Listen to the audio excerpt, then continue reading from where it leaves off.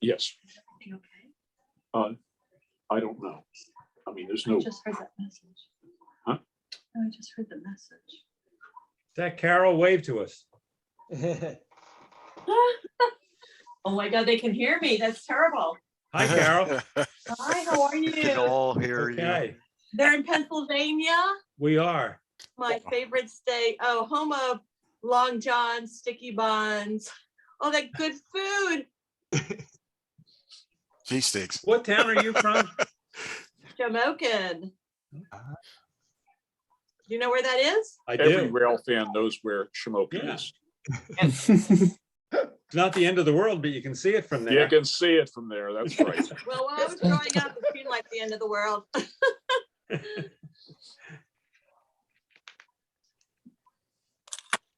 he treating you okay, Carol? Why don't we go offline? Okay.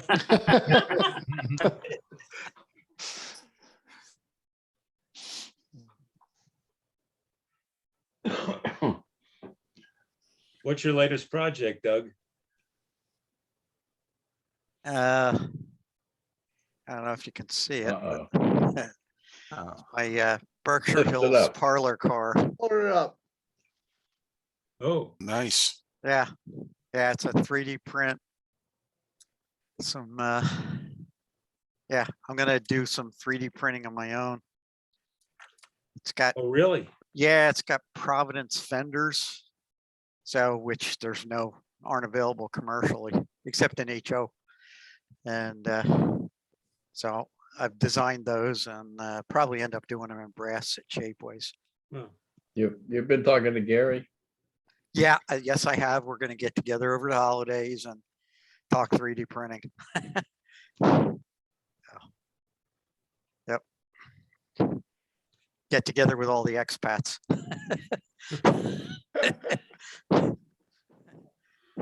the ex-HO fugitives. Well, Gary was never one of those, so. Well, he was once long ago.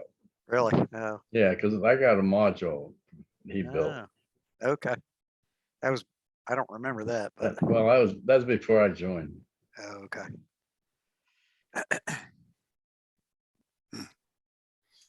You got to be careful with Shapeways brass. They're very picky about certain things.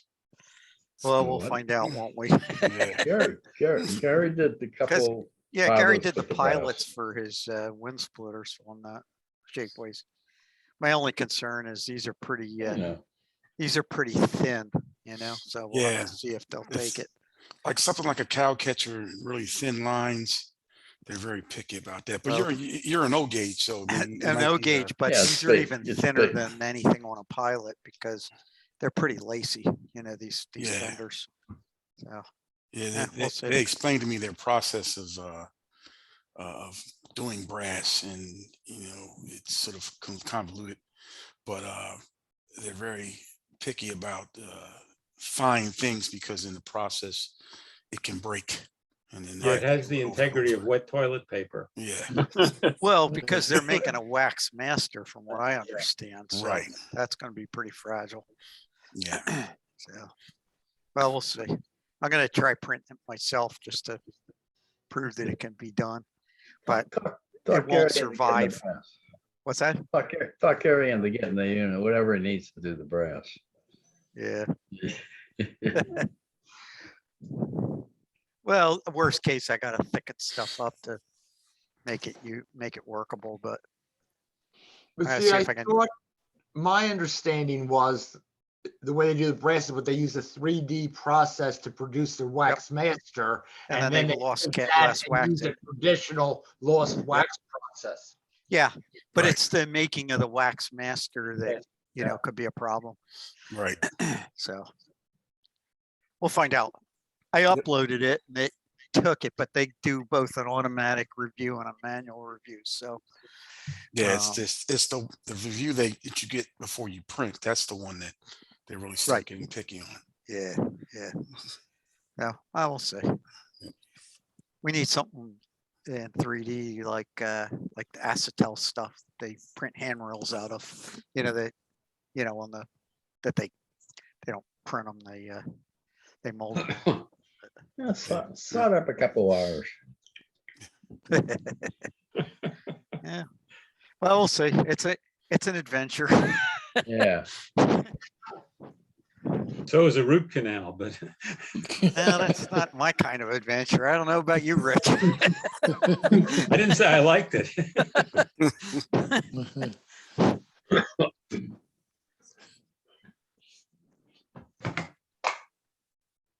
All right, it's 8 o'clock. I guess we could start on time this month. Welcome everybody to the December meet for East Penn Traction Club. Hopefully everybody had a nice Thanksgiving. Wasn't full of drama, but they have nice Thanksgiving with good food. And at least for me, I had some time off from work, so I was able to get out and see some layouts. The last layout tour for MNRA. So it was a good weekend for me. Get out to see that. Old friends. We face-to-face meet in people's houses, which was kind of awkward. People wore masks and stuff like that, but you still to have the camaraderie of seeing if everybody's layout and meeting people that you saw 2 years ago. So that was good. All right, now on to East Penn business. Charlie, how we doing money wise? Myself again. Good. That basically we have $148.25 in petty cash, $3,466.26 in the checking account, $18,179.35 in the money market account, and $49.46 in the PayPal account, for a total of $21,843.32 cash and bank accounts. Great. Everything paid from the meet. Yes. And calendar sales have been good. Yeah, the Scepter store is open again. Finally. Guess we are calendar sales should be good. So that's good for us. Meet for next year and a half in 23. We did pencil in our sales for Allentown for the week of May. I think it's 19th, 18th, and 20th. We're shooting for the early portion of May, and that was already taken. So we do have those dates blocked out for us. We are also looking at other venues in the interim, Lancaster and also Harrisburg.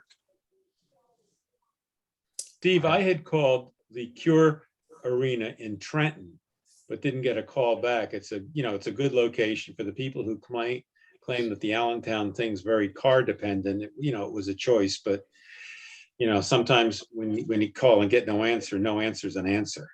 Right.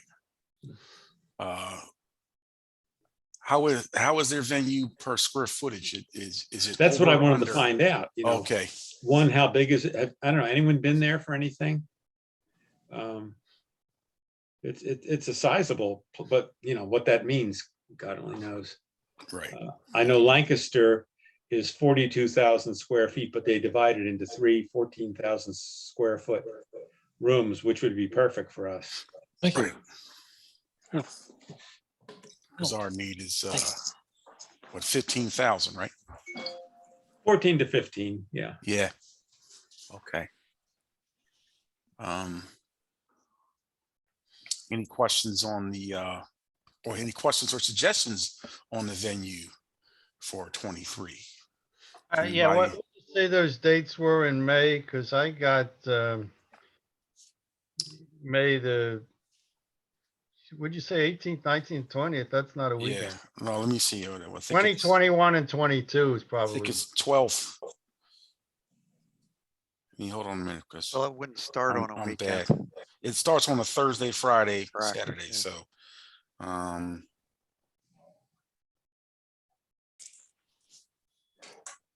Hold on a minute here. I'm bad at dates. yeah, well, I got the calendar in front of me. Okay, Looks like 18, 19, 18, 20. right, 18, 19, 20. That's Wednesday, Thursday and Friday. That's 23. Oh, Yes. yeah, you got it. All right, fine. Yeah, it's daylight savings time. Yeah, right, right. Yeah. year. Right. You okay, Chris? Yeah, okay, fine. Yeah, not 22. It's 23. Yeah, any other suggestions for us? I mean, we're open to suggestions.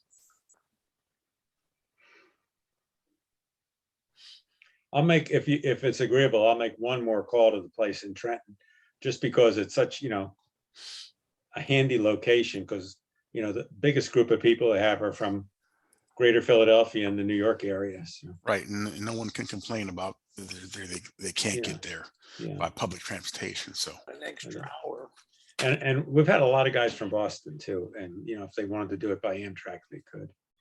right, Yeah, because what the arena is, it's like on the first stop on the light rail line south Yeah, of there's Trenton. one stop below the Trenton, right by the Trenton Amtrak station. even better. So no one can complain about that, right? Catch the Well, light they rail, will, get but there. they Well, no, you'd have to transfer the light rail from the Yeah. Amtrak station. to go Yeah, to that's what I'm talking about. You got to catch traction to get there. yeah. They It's not charge like to having to carry ride on the modules camel. on the river line. Oh boy. Okay. What's next on the list here? What's going on here? But we have other things in there. Thank you. Okay, so on any prototype news? We're trying to clarify in Boston whether or not they were supposed to take a test train over the new to the new viaduct station at Leechmere last Monday, according to a friend of mine with MBTA. But whether that happened or not, I don't know. Haven't seen anything about it. Well, they opened a new line in San Diego, right? Yeah. Well, that's right. Yeah. Yeah. To Heard La about Jolla. that. Yeah. Right. I heard that one pretty well. Yeah. Always does in San Diego. Yeah, they know how to do things. Hey, that's the only place I ever had breakfast on the sidewalk. In Toronto, they put the last spike in that new crosstown line, which goes across the top of the city, Eglinton Avenue, from east to west. Yeah. But they don't know when it's going to open. I believe late next year, Yeah. because the track's all in and the infrastructure is in. Of course, Alpham's making the cars now, so they should get a better car.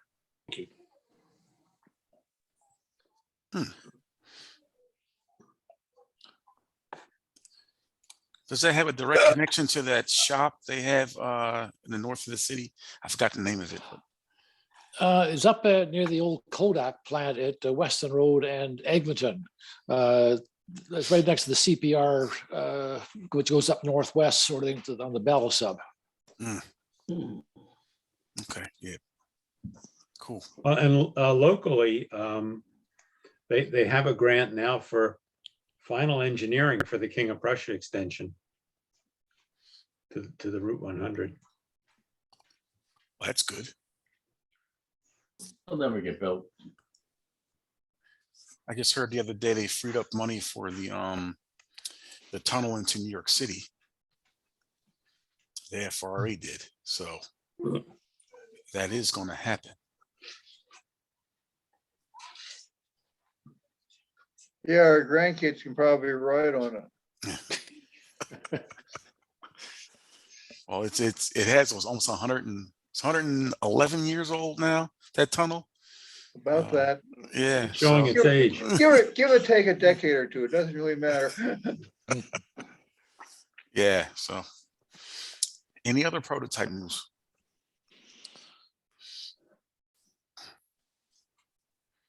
How about modeling news? I have something, Charlie, if you'll let me share the screen. Sure, let me, let's see.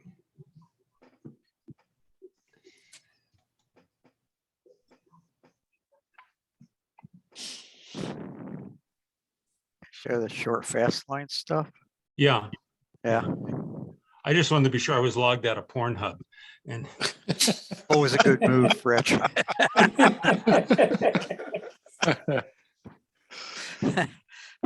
okay, We've all made that mistake, right? no,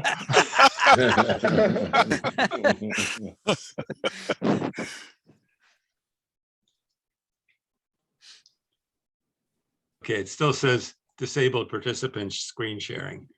Yeah, I'm not sure what, try this again here. Share screen. Wait a minute. Charlie, Yes, click on participants yes. and then hover, and then on Rich's listing, go to more, and then I think you'll be able to make him the host. Participants. Okay, yeah. See, I think we did the other, let's see. Richard Ullman, more, and let's see, make host. Yes, okay. Okay. Rich, you should be able to share your screen now. Yeah. Okay. You seeing this? Not yet. Not yet.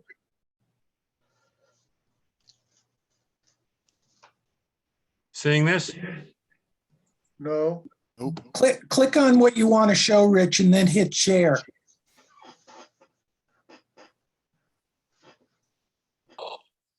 Share.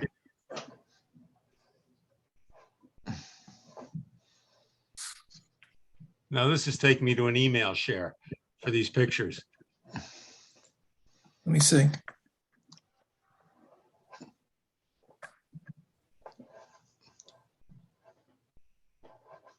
I think you have to do the thing so you're with the Zoom menu.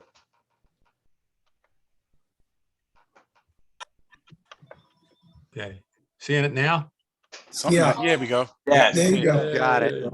Okay. Yeah, John Kennedy has been working on an HO Surefast car for a number of years. As you know, John You is, gotta mute George. uh, There you go. John has had a lot of health problems and never quite got to the point of creating something he could cast. So he's been working with our friend Volkmar Mayer in Paris. And Volkmar has been gradually getting the 3D CAD drawings together for this. And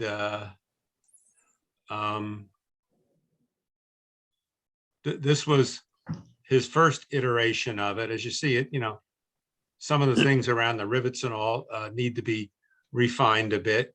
And there's the grooving you get on the roof with the 3D print process. Rich, we're just But- seeing your Windows Explorer view of the pictures.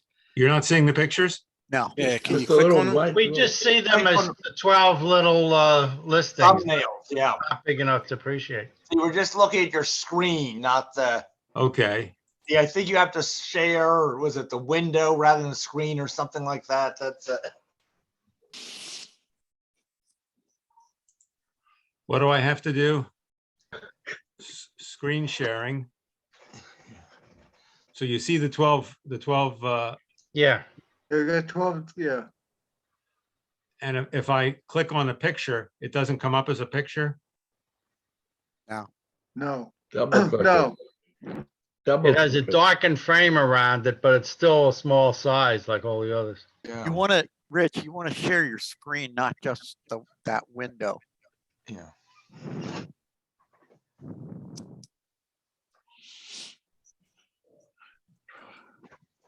Okay, how do I do that? Harvey, help me out.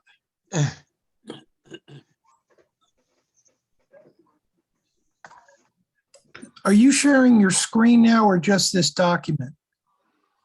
That's what I think he's doing. Okay, On the dot, is it like a PowerPoint or anything like that? no, it's just pictures. Just pictures? You want to share the whole screen, not just the window that's up on top at the moment. Who's supposed to be hosting? Right now, I'm the host. Okay, So hit, the green button in the bottom of the screen, share screen. Did you do that? Double click on that. right. Okay, If you're not getting anything, that means you're not hosting. Or co-hosting. now you're seeing it. No, you are, we're not. Oh, share.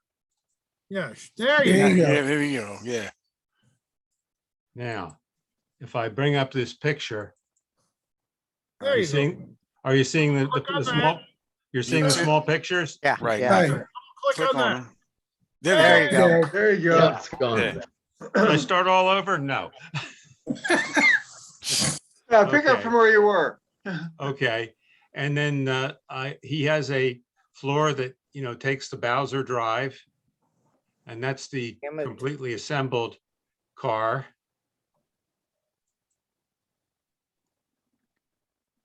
I don't know what the radius is there, but tight. That's what it's going to look like. And This you is see he what, made, O he or made the HO? correct side frames. What gauge is that? HO. HO.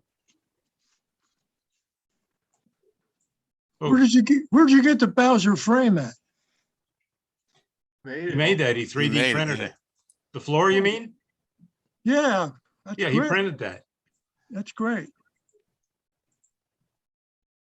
That's the car. Obviously needs to be painted different than this. The underbody stuff's a little bit coarse, but not bad.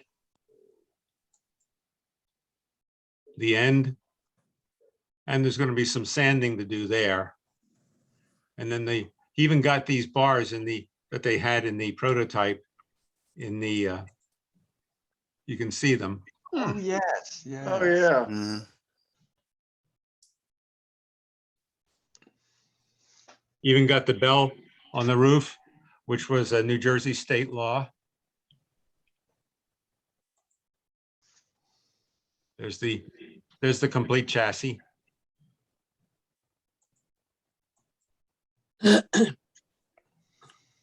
That's looking from the bottom up.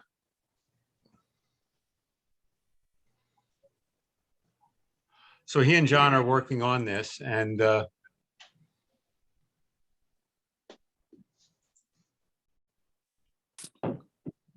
that's what I had. Rich, are they gonna just 3D print them, or is John Yeah, still no, cast they're them? gonna 3D print them. Okay. And I guess John will put a kit together. All right. I don't know what their financial arrangement is, Doug. It's really not my business either. Right, right. But But he gets 10%. whatever they work out between them is fine. So anyhow, that's pretty neat. Yeah. Volkmar's a very meticulous. Damn it, how the hell does this happen? Motherfuck. I'm not sure what happened. It must have been serious. That wasn't me. All right. All right. And any other model news? My normal comment that a number of the past members or their widows have donated some parts and supplies for the use of the active modelers in this club. Jim Boylan talking.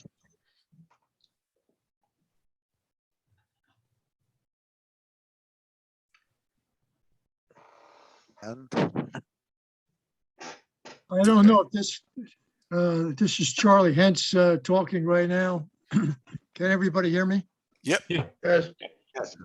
I don't know if this is model news or not, but Garden Spot Village out in New Holland is having their annual open house the next 3 Saturdays, including tomorrow, from 1:30 to 4. The only restriction is you have to wear a mask to visit our site. But we are having an open house to our layout, which is O gauge and HO. We have that elevated train running that I have the video and the articles in December's newsletter. So if anybody's looking for something to do one of these Saturdays, you're welcome to come on out there to New Holland. We'd be happy to see you. What's the address?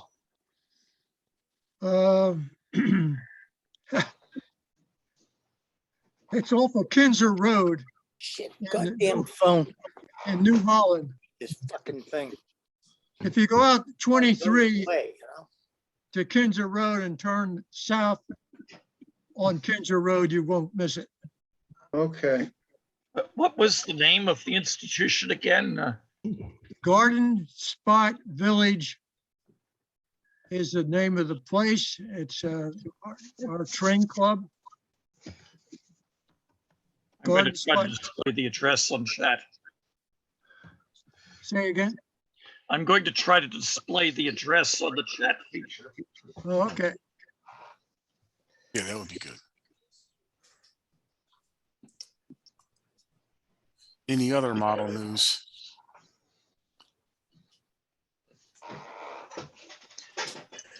Yeah, I have, this is Chris from DC, Charlie.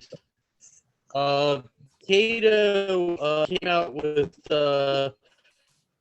2 N-scale LRVs, both in red and blue.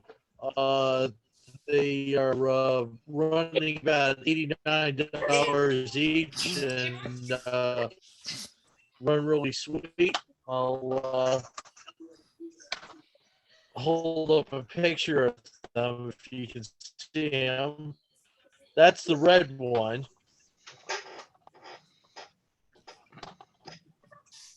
And here's the blue one.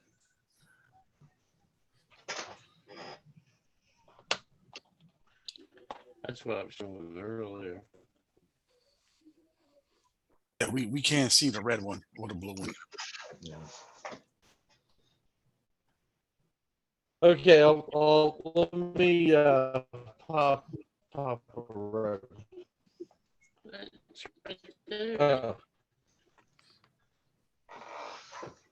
Higher. Oh, okay. We see the red one now. Barely. We might have it too. Hand me the blue one. See Chris's red shirt. And Yeah, it looks like you're having internet problems and your bandwidth looks like it's very poor. I've got a great big blur. Yeah. Yeah, there's a lot of light. yeah, it's we're kind of a crap zone. Yeah, I've seen a lot of those N-scale LRVs on eBay Okay. from Cato, and there's a lot of them from Tomex too that are showing up. I'll put the comments about them in the chat. Okay. Sounds good. All right. Any other model news? Yeah. Okay. Yeah, they run really nice. I see that Tomix or Kate also come out with the street system that they have, and they're continually expanding it to the point where they had parking lots and actually off-street right-of-way sections that connect with street sections, which is pretty cool. But of course, it's in N scale, so kind of limited. But yeah.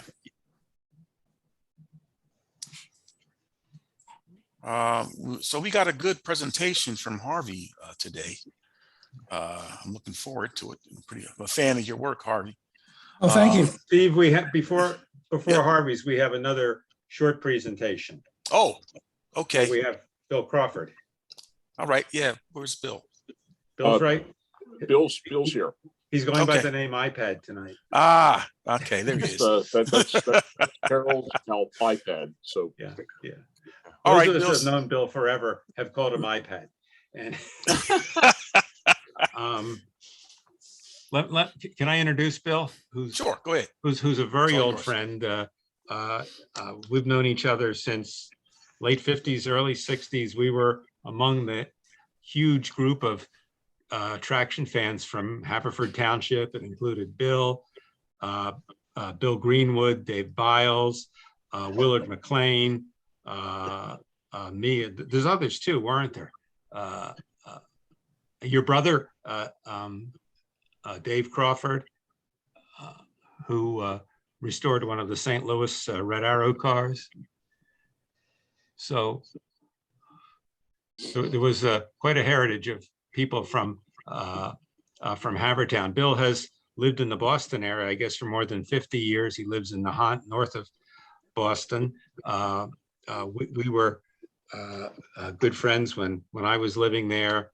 We were in BSRA together, and we used to go pub crawling at Cronin's in Cambridge on Tuesday nights, 10 o'clock. It really made Wednesday a very challenging day for work. And that's been a long time. It has, but some things you just never get totally over. But at any rate, if you'll let me share the screen again, Charlie. Yes, you're the host now. Okay, I'm going to put up. Bill's going. He's an active volunteer, both at the operation at Lowell and at Seashore. And Seashore is currently engaged in this generation's restoration of LVT car 1030. I know Bob Dietrich's going to have a dissenting view about that, but What? to you, it's car They 55. got ruined. It Huh? got ruined. They got ruined. No, 55 was the Caterpillar. Oh, 1030 was the Butterfly. that's the way God made it. Are you seeing this screen? No, No. Seeing Bob Dietrich's face. Yeah, that ain't Okay. that's pretty. okay. That's okay. There's another problem, at least on my screen.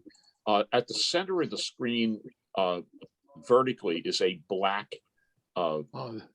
box that's called "This meeting is being recorded by the host." That Oh, just click that. Yes, got Yeah. it. I'm sorry. What? Say again. Just click Just where it click says "got it." Go away. Got it. That gives you permission to record it. Oh, perfect. Yeah, there we go. Thank you very much. Are you seeing this now? I Yep. see it. Yeah. Everybody see it? And okay, take it away, Bill. Tell us what's going on with 1030. And you Yeah, just tell me when to advance the slides. Great. Okay, I mean, just by introduction, Carol would challenge this, but I grew up, questions whether I grew up in the Philadelphia area. My family lived at, And you married Oakmont. well above your station. That's true, much above. So I grew up at Oakmont on the Red Arrow Ardmore line. I was 7 years old before my family owned a car. So as a little kid, everywhere we went was by transit. But over the following years, through my going to school and to Haverford High School, and I was a commuter student at Drexel, until 1967, I lived there. When graduating from Drexel, I had interviewed for jobs and also applied to graduate schools and ended up going to graduate school in California. So since September of 1967, I have not lived in the Philadelphia area. Been a number of other places since, but have been here in the Boston metro area, as Rich had said, for roughly 50 years. One of my retirement projects, well, when I retired as an engineering manager at General Electric in Lynn, I was a month short of 42 years with GE in Philadelphia, in Cincinnati, but most of that time in Lynn, Massachusetts. And one of my retirement projects was to become a qualified motorman at Seashore. I'd been a member of Seashore since 1961, but not at all active until when I retired. And over these years, I've gone up to Kennebunkport almost every Friday for the spring, summer, and fall seasons to basically to run cars. I say to people who don't know me all that well that I volunteer for a nonprofit in southern Maine. But it's pretty easy to do that when you love to run cars and you love to act as a docent, which means you get a group of people, which is anywhere from 2 to 22, and talk about your hobby. So I love it. I want to talk about what's going on with LVT 1030. And you guys know a lot, and probably more than I do, about the Lehigh Valley Transit. But this system with its Philadelphia line running from Allentown to Norristown and then connecting to 69th Street on the Philadelphia and Western lasted until September of 1951. But they were able to acquire on the cheap a lot of used cars. They got 13 cars from the Cincinnati and Lake Erie, again, on short money, and brought those cars to Allentown and upgraded them and ran them from, I believe, 1940 through the end of service in September 1951. Of all those lightweight cars, only one was saved. And that was actually not a Cincinnati and Lake Erie car, but it was an Indiana Railroad car when CNLE car LVT number 1004 had an electrical fire that basically consumed so much of the car that it was not usable. And that was in, I believe, December 1941. The Indiana Railroad had earlier that year discontinued its service, and they were able to pick up car 55 from the Indiana Railroad and convert that to another car to run from Allentown to Norristown to Philadelphia. Let's go to the first slide.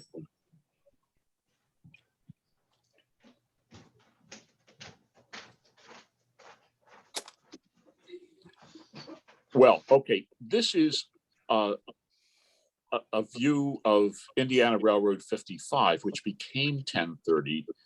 This is what the car looked like when it was set aside in Anderson, Indiana in 1941. And the car was painted orange and it was pretty attractive. It looks not wonderful in that shade of gray. But yeah, next slide, please.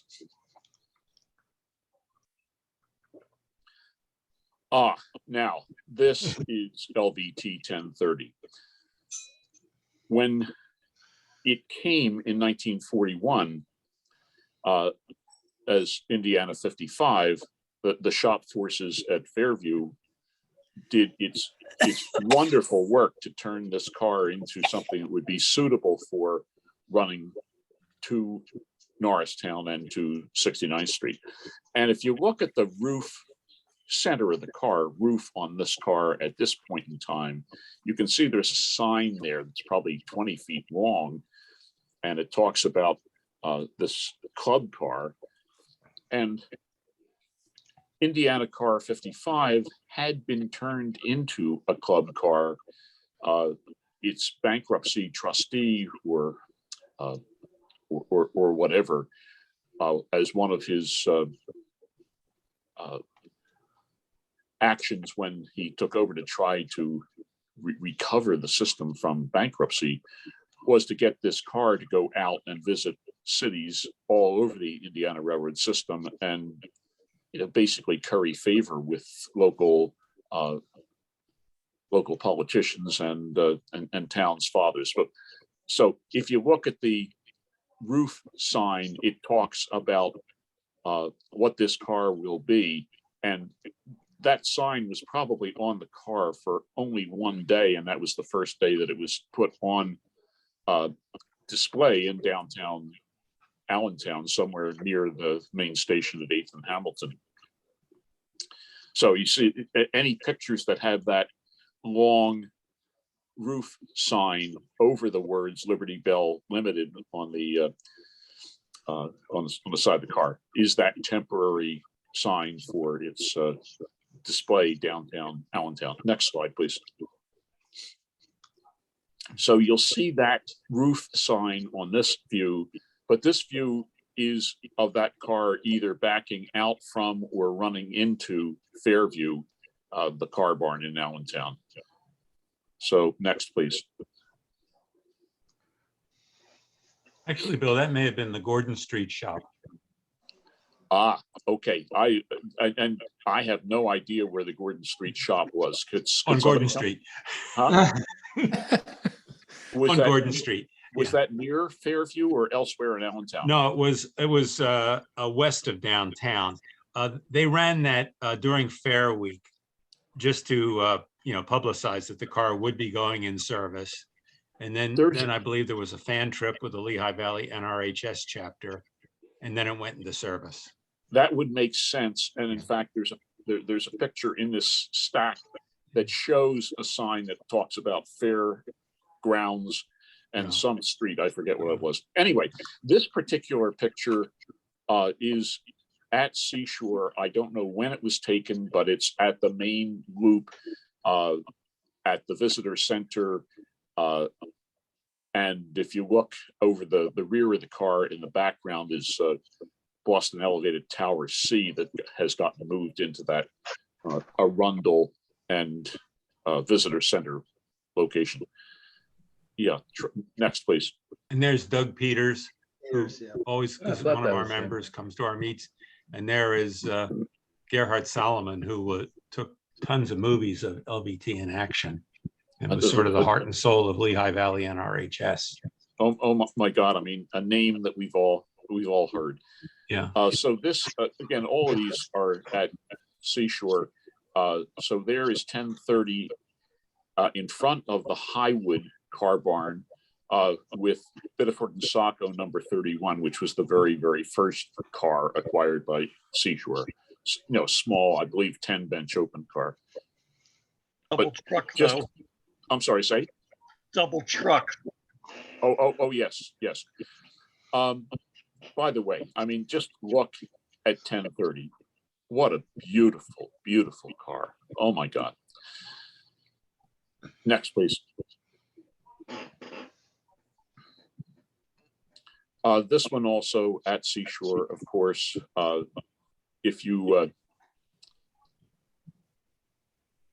look, you'll see what's called Riverside Shop in the background on the left. But again, just an absolutely beautiful car. Next, please. This one also at Seashore on the Highwood barn lead. And the SOAC car, state-of-the-art cars in the background. And next, please. By the way, this was the original drumhead from the back. They had a simplified one in the later years. Gerhard Salomon preserved that and then gave it to the museum when the car went into operation in 76. And the trucks under the car were actually from 1004, the car that burned at King Manor. Yeah, that's correct. The Indiana Railroad's cars actually had better trucks. They were Commonwealth trucks in contrast to those Cincinnati ABC arch bar cantilever trucks. But hey, you get what you can get, and the ABC trucks better accommodated the attachments for the third rail shoes. The Commonwealth trucks were awkward, I believe, underneath, would have been awkward underneath. Anyway, next, please. So, as originally in Allentown, here is 1030 in its club car type interior. And those chairs face center, and they're looked to have been just absolutely beautiful accommodations. And the text shows that the maintenance crews nicknamed the car the Golden Calf. Okay, next. Now, this again is in the days of the probably before actually entering service with 1030. It says NRHS chapter, Lehigh Valley NRHS chapter, NRHS. So they had run a fan trip with the car before it actually entered regular service. I wanted to note that the cow catcher, the pilot, I don't know whether that was aluminum or stainless steel. The text that I had said stainless steel, but if I were making it, I'd have made it out of aluminum. But later, a number of the cars had those sheathed cow catchers, and many of them were removed because they were having a lot of power problems on the Philadelphia Western. The Philadelphia Western had a higher voltage, I believe 720 volts instead of 600. And they felt that the cooling had been interrupted by the use of those pilot sheath covers, and hopefully we're able to get better cooling of the motors by having a more open access to the underside of the car. Anyway, next, please. This picture, by the way, was taken on this charter on the Easton line. Yes. Oh my God, they took the car to Easton? Yes. Yeah, they just did. that one time. Yeah. No kidding. Thank you. Thank you. There's another internet photo of it at the Easton Square.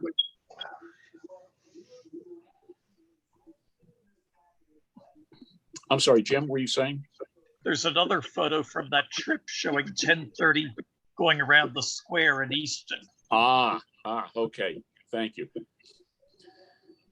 So, anyway, 1030 has had an enormous amount of work done over the last, 75 years, 85 years. And the current condition of the car is fairly good. But now my undergraduate degree at Drexel was in material science. Actually, my degree is BS in metallurgical engineering. I don't think there's a university in the US that offers that degree now. But 1030 has a horrible problem, and it's galvanic corrosion, electrolytic corrosion. The car had a lot of aluminum in its construction, and there was a bit of steel used in the original car, but when the car was brought to Allentown and restored. And then when work has been done at it at Seashore and other work has been done over the years, there's lots of places on the car where aluminum and steel are in intimate contact with one another. And what that allows is galvanic corrosion or electrolytic conversion and corrosion. And the car has suffered an enormous amount of deterioration over its entire lifetime because of this situation of not being able, people not being sophisticated in their of the necessity to separate the steel from the steel from the aluminum. And you know, I'm not here throwing rocks. I understand the theory, but I don't know exactly the best possible ways to be putting this car back together again with doing a better job that has been done before to separate the steel from the aluminum and to prevent this electrolytic corrosion. Some experts advocate felt washers. That's one of many things that need to be done in different places, and you know, you got to separate them, because if you have intimate contact between dissimilar metals, and in this case steel and aluminum, very dissimilar, there's always an electrolyte, something present. There's enough salt in the air at Seashore. It's, you know, it's not on the ocean, but it's within enough a close enough distance that the air is salty, and that becomes the electrolyte to make this electrolytic corrosion happen. I have a question. Yes, sir. What corrodes, the steel or the aluminum? Or both? Yes. Actually, they both deteriorate, but the aluminum is worse. Okay, thank you. But it really wouldn't matter. I mean, it's a mess. And you know, there's plenty of places in life where we see this happen. Okay, next, please. So there is that drumhead sign that was mentioned earlier by Rich, and it's beautiful, but it's got to get cleaned up and worked on again. Next, please. So you can see the numbers 1030 from the side of the car, but that car has shed an enormous amount of paint, and just plain painting is something that needs to be done to make the car look a lot better. And then fixing this electrolytic galvanic corrosion problem so as to have the car put back correctly and mechanically be good. So anyway, it's still got a number. Next, please.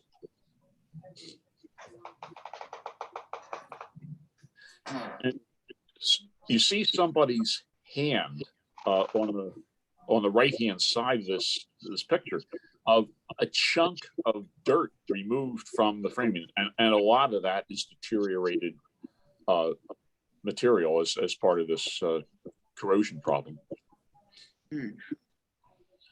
Again, a mess. Next, please. So there are areas, for example, at the bottom of the picture, really the front of the car, that show the repairs that have been made to the car with steel structural members. And if you look at the orange shaded places, including at the very bottom of this slide, there's an enormous amount of corrosion in that area that's orange shaded. And it's got to get fixed. The car is now deteriorated because of mechanically deteriorated because of this corrosion problem. Next, please.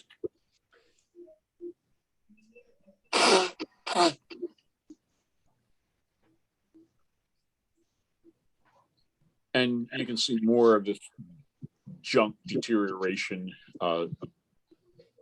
Again, steel repair, looking toward the center of the car. And next.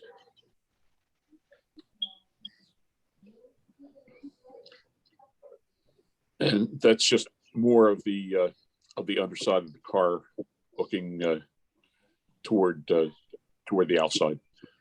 And next, please.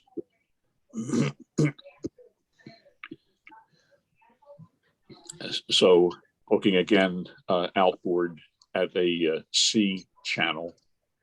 The piping, what's the piping made of? The piping would be steel, but I'm not sure that any of that is piping.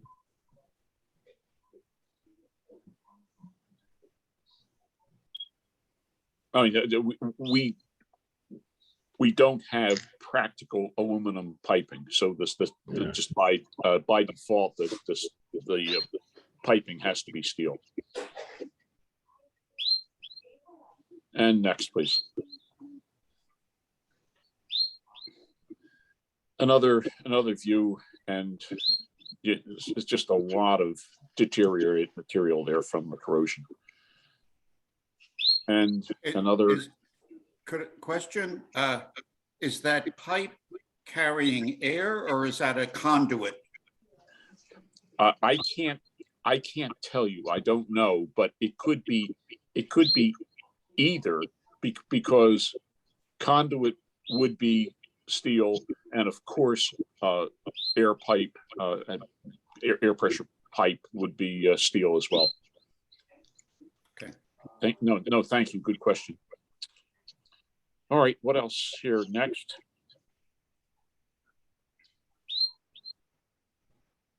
And that's obviously steel corrosion. This one looking from the left side, looking back. And next, please.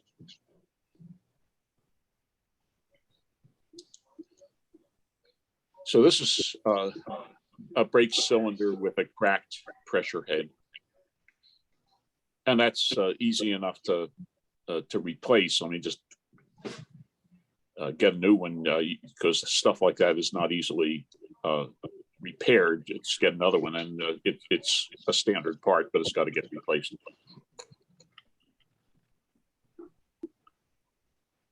Next, please. So, what I really want to talk with East Penn about is, because this is a car that spent more of its life in Pennsylvania than it spent in Indiana. And it's the only lightweight car from the LVT that's been saved, excuse me. I just love that some of you as individuals, and perhaps maybe the organization, might want to contribute to this effort to restore this beautiful car with its Pennsylvania roots. And looking back at the history of Seashore, the very first car, 1939, and this is the world's first and largest such museum. And the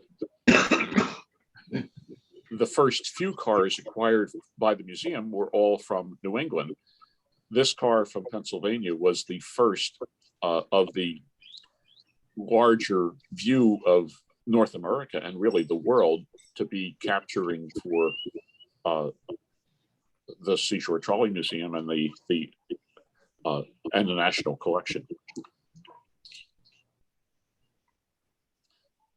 So I've made 3 donations this year to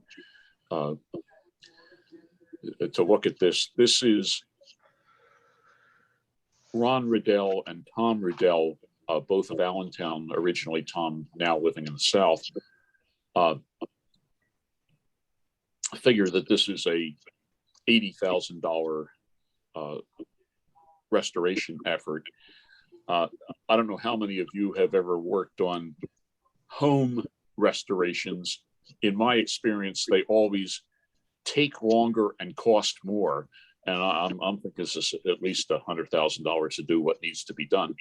And again, Seashore would greatly appreciate East Penn or individual contributions from any of you guys that know and love this car. So please, any questions?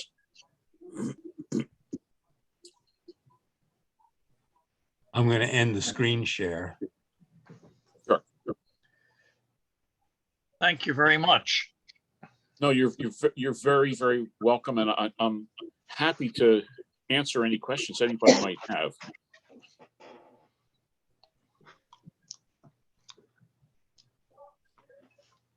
Tom Rudell did a magnificent restoration of it that was completed in 1976. If you could get us some information how to do it, we could maybe put something in our newsletter, Bill. If you could email me something. Absolutely happy to do so. What exactly are you thinking of? Try to capture the kinds of things that I said tonight. Well, just about the project. I think, you know, those of us here and many of our 200 plus other members who aren't here this evening, we have a lot of non-Zoomers, and you know, it'll get some response. That's absolutely great, and yeah. I really appreciate the opportunity to speak to you guys as the most active members of East Penn, to bring you up to date as to what's going on with this. She's going to be beautiful, but we got to get these issues resolved, and particularly the galvanic or electrolytic corrosion problem, and get it more stable. Okay, thank you very much. Thank you, Bill. Thank you. I think we ought to say to John B. Gallagher that everybody present said they'd give $1,000 to this. well, in my 3 contributions in 2021, I have given that amount and half again, but I have a closer connection than some other people have. I'm just trying to give John a hard time. He just came back. How was the pizza? He had money for pizza. Yeah. Yeah. The other thing too, hopefully you're working the group Lehigh Valley NRHS. Yes. Yeah. Ron Riddell in Allentown is working with them, and you know, there is a group going back 80 years, had a huge influence on documenting that car. Yeah. Okay, thank you very much. Bill.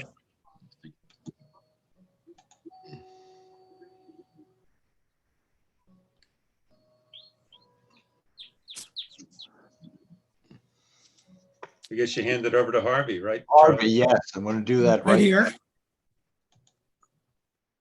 Harvey, you'll have to present your bio stuff. Well, okay.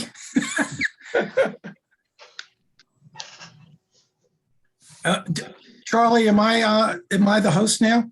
Yes, I believe you are. Yes. All right, okay, here we go. Okay. Do this and this. Can you all see that? Yep. Yes. Yep. Okay. I can. Wonderful. Okay, let me just do this. There you go. And okay, just to give you a little bit of background, I've been traction modeling now for, I'm guessing, about 30 years. It really began with a 6-part model railroader story by Bruce Gaiman on beginning traction modeling. And that I just thought it was really cool that the cars would actually get their power from overhead wire. And that led me eventually to build, where I used to live, a small out of the Boston EPTC system or MTA system, Kirk 1959. And I had a relationship with Model Railroader that began really in the late 1980s. Long story short, I wrote a 6-part series for Model Railroader on the Boston layout that I built. I then went dormant in the hobby for about 15 years. Hey, Harvey, Yeah, what was that layout called? the Boston MTA. Okay. And, it, as I said, it ran in Model Railroader. And then I just, I really spent a lot of energy doing that. And as I said, I really didn't do much else for about 15 years. I built a small coffee table layout with an N-scale, that we still have. That's about 20 years old. And just to do something different. But it wasn't until I'd say roughly 10 years ago that I began to get the itch again when, let me just start.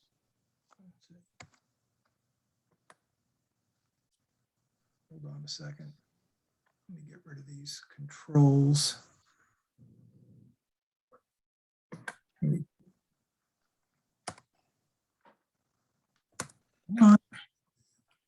Whoops. Did we? Here we go. It was about 10 years ago when I began to kind of get the itch again. My kids had moved to the Bay Area, and we would go out and visit. And I had no idea about the F-line. I had known, of course, about the cable cars and had ridden them, but I had no idea that the F-line even existed. And so I began to just think about that. And then Bowser came out, the full line of cars, PCCs, that replicate the prototypes. And these cars come from cities all over the world. For example, lower left car is from Boston. The gray car is from the third car over is from New Orleans, and of course the Milan style car on the far right in orange, and that comes in 3 different color schemes.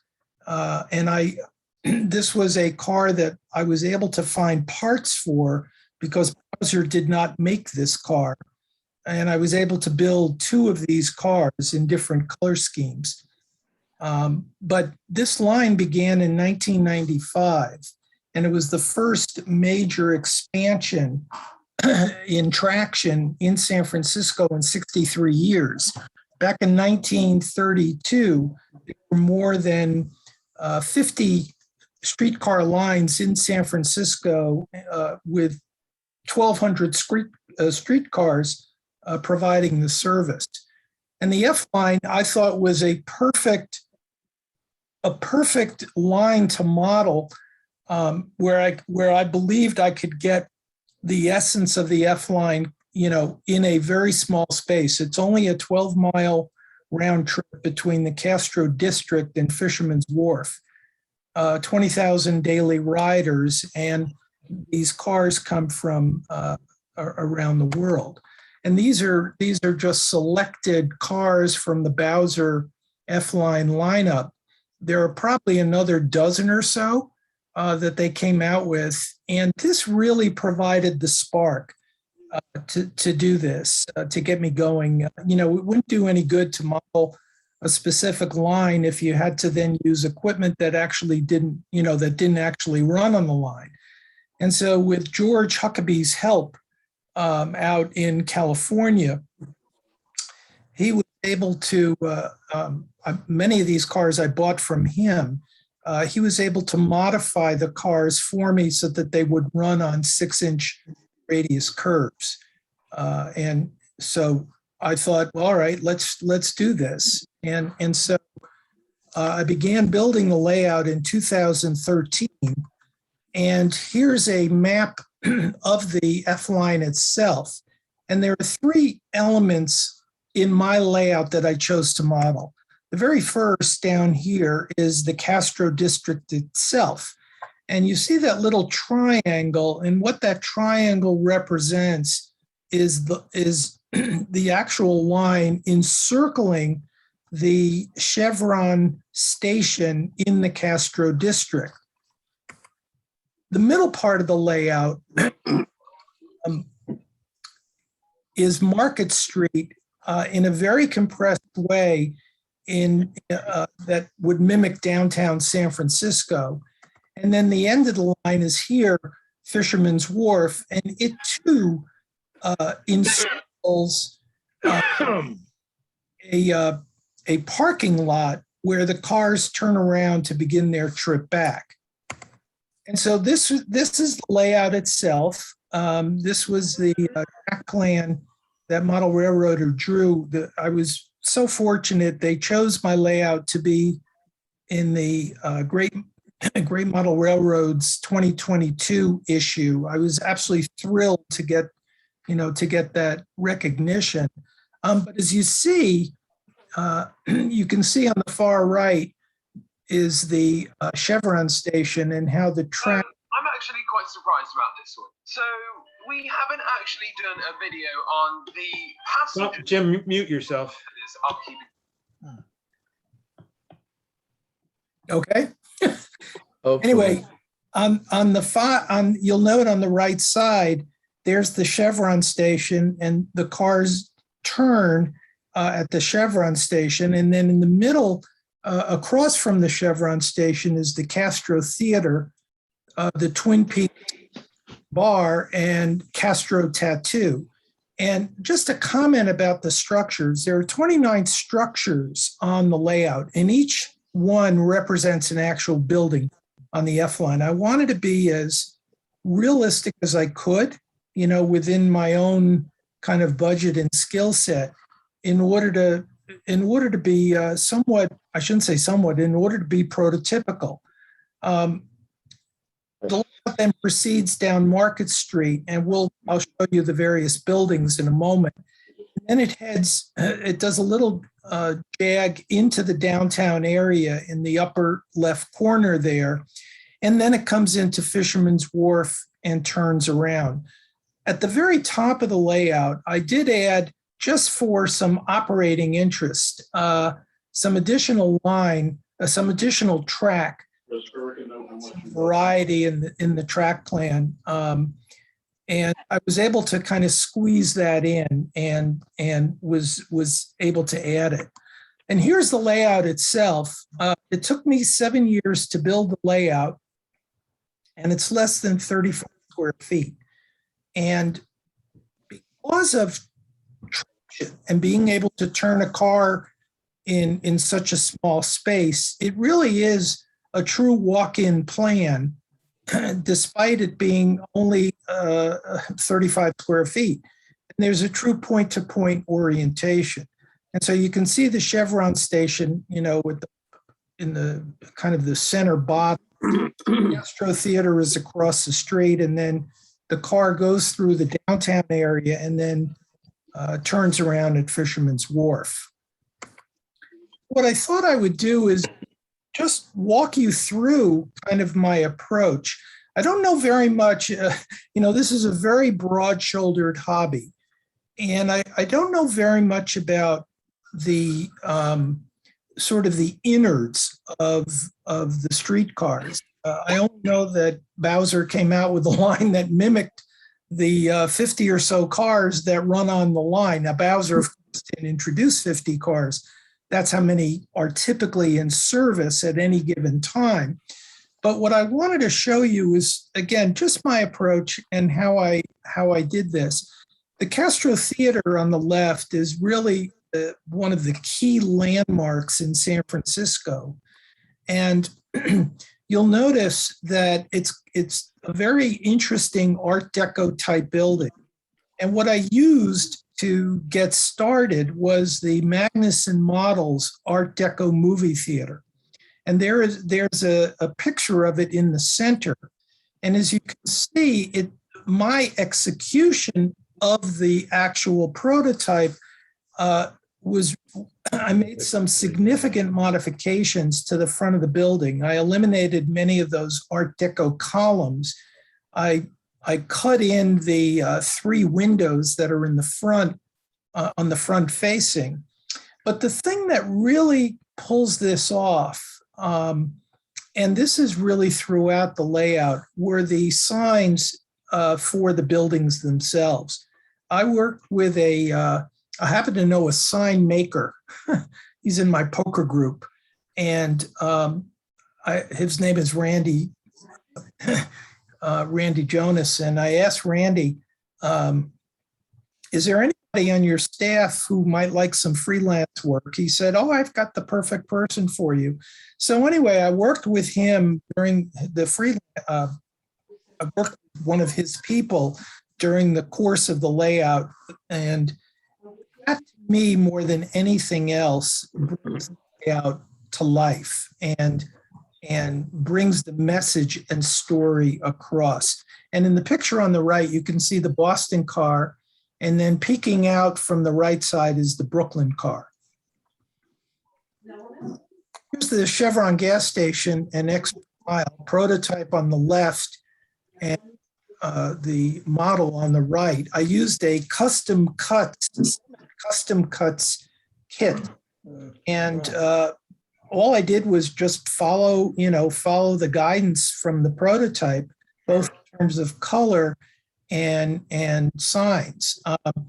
It did not make a Chevron station; they made an Exxon station. But I worked with Per Larson, who is the owner of Summit Custom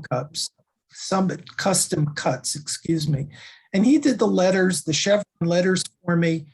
He did the extra mile sign in the background. He did the sign on the left with the pricing. And the big thing that he did, those are relatively small projects, but he did the gas pumps for me. Now I paid him a fee, of course, but the gas pumps, everything about the execution here. Again, I was trying to duplicate the prototype. Right next to the Castro Theater on the left is the Twin Peaks bar. And to the left of the Twin Peaks bar, right side of the frame here, are 2 other businesses, Orphan Andy's restaurant and Castro Tattoo. And on the left side here, you will see the Twin Peaks bar, the Castro Tattoo, which is peeking. You can't see the Orphan Andy sign; it's there. But if you look at, again, on the right side here, the color of where Castro Tattoo is located, I tried to get that same approximate vantage point. You'll also notice, well, let's see. You'll also notice the pride flags that kind of populate the Castro district. When I built the model, or when I built this part of the layout, I was staring at those frosted windows forever, and I was just never happy with how the Twin Peaks bar looked. It's a very prominent spot on the layout. So I decided to light the bar. And what I was able to do here was find some Castro movie signs, actual, I don't know what they'd be called, but signs that would show up in the theater itself of movies that actually played at the Castro Theater. And that has helped a lot in terms of bringing that corner to life. Across from Twin Peaks is Groove, which is a great vinyl record store. I mean, it is the coolest store, and it's still there. The business next to Grooves, and you'll notice on the right side the model, the It's Top Fountain Coffee Shop, that is actually closed. It was open while I was taking pictures and doing research, but that has since closed. That had been there for over 60 years. But what struck me here were the records that were in the windows, plus that very cool sign. So this is really a DPM kit bash, very minor modifications. I was able to get roofing, Plastruct HO scale roofing that mimicked the prototype, and the freelance graphic artist did the groove sign for me. And for the records, which I happen to like a lot, I think they're really pretty cool. I got a small punch kit and punched different sizes, and then colored the records, and then put a little white dot to mimic the label, and pasted them in the windows. And again, that helps tell the story. Going down Market Street, we've got one kit, this cobbler shoe store. This is a Walther's, this is a Woodland Scenics kit. And I was able to get two different outcomes. I bought two kits. I was able to get two different outcomes. The first outcome on the right, the It's Top Coffee Shop, that is almost just building the kit as it is. The kit came with the fire escape materials that were to be applied to the back of the kit, and I simply brought them around to the front. You see the prototype to the left here of the building, and you can see the fire escapes brought in there. And then on the left side is Buena Vista Realty. And here I simply cut the key off where the bay window meets the first and second floor bay windows meet. I then widened the building and was chopped off the roof and created the peak roof. And so I was able to really get two very different looks from the same kit.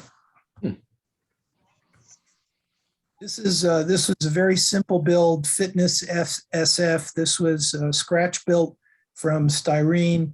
I had some of the window parts and door parts already in my junk box, and Fitness SF is between the It's Top Coffee Shop on the right and Buena Vista Realty on the left. This is Bank of the West. And this was a pretty arduous scratch build, but I thought the prototype was so interesting looking with the orange, the orange accents on the windows, and just the whole shape of the building. I thought was really cool. And so I probably spent a couple of months building this one. It was slow and steady, but again, I was able to, get the feel of the prototype, and I was happy with how this came out.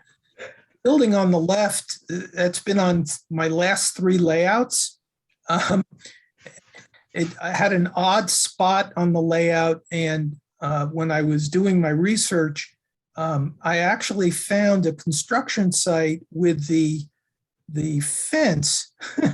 I papered the fence by going to the internet. The company that's on the fence, some realty company, was actually on the same fence on the prototype. So I thought, all right, well, I've got the building, and so the fence became the prototypical element.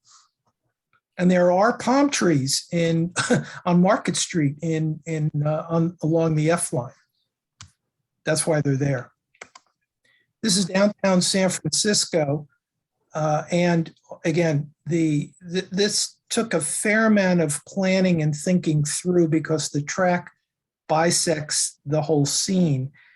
And what I felt was important here was the backdrop and the models. The backdrop, I had bought early on in the project, I had bought a photo mural of the San Francisco skyline. And what I wanted to do was use that in the backdrop, but it wasn't the right size. So what I did some experimenting here.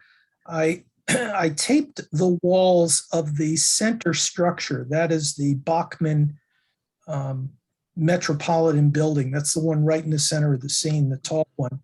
I taped the walls together just to, gauge how tall the backdrop buildings should be, and made an educated guess on how in order to get the scale kind of right. These are of course in the background and so forth. And I took the photo mural to Kinko's, and they enlarged it to the size that I needed, and then cut the backdrop out, cut the sky out, and then simply pasted it against the wall.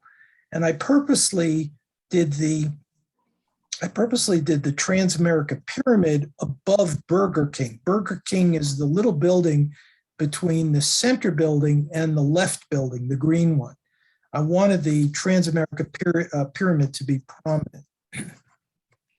So as we go the downtown area, the view on the left is the actual Walgreens and Bank of America. This is how they are situated on the F line itself in downtown San Francisco on Market Street.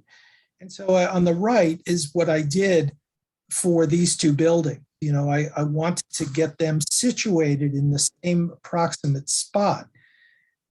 And both of these buildings are scratch built.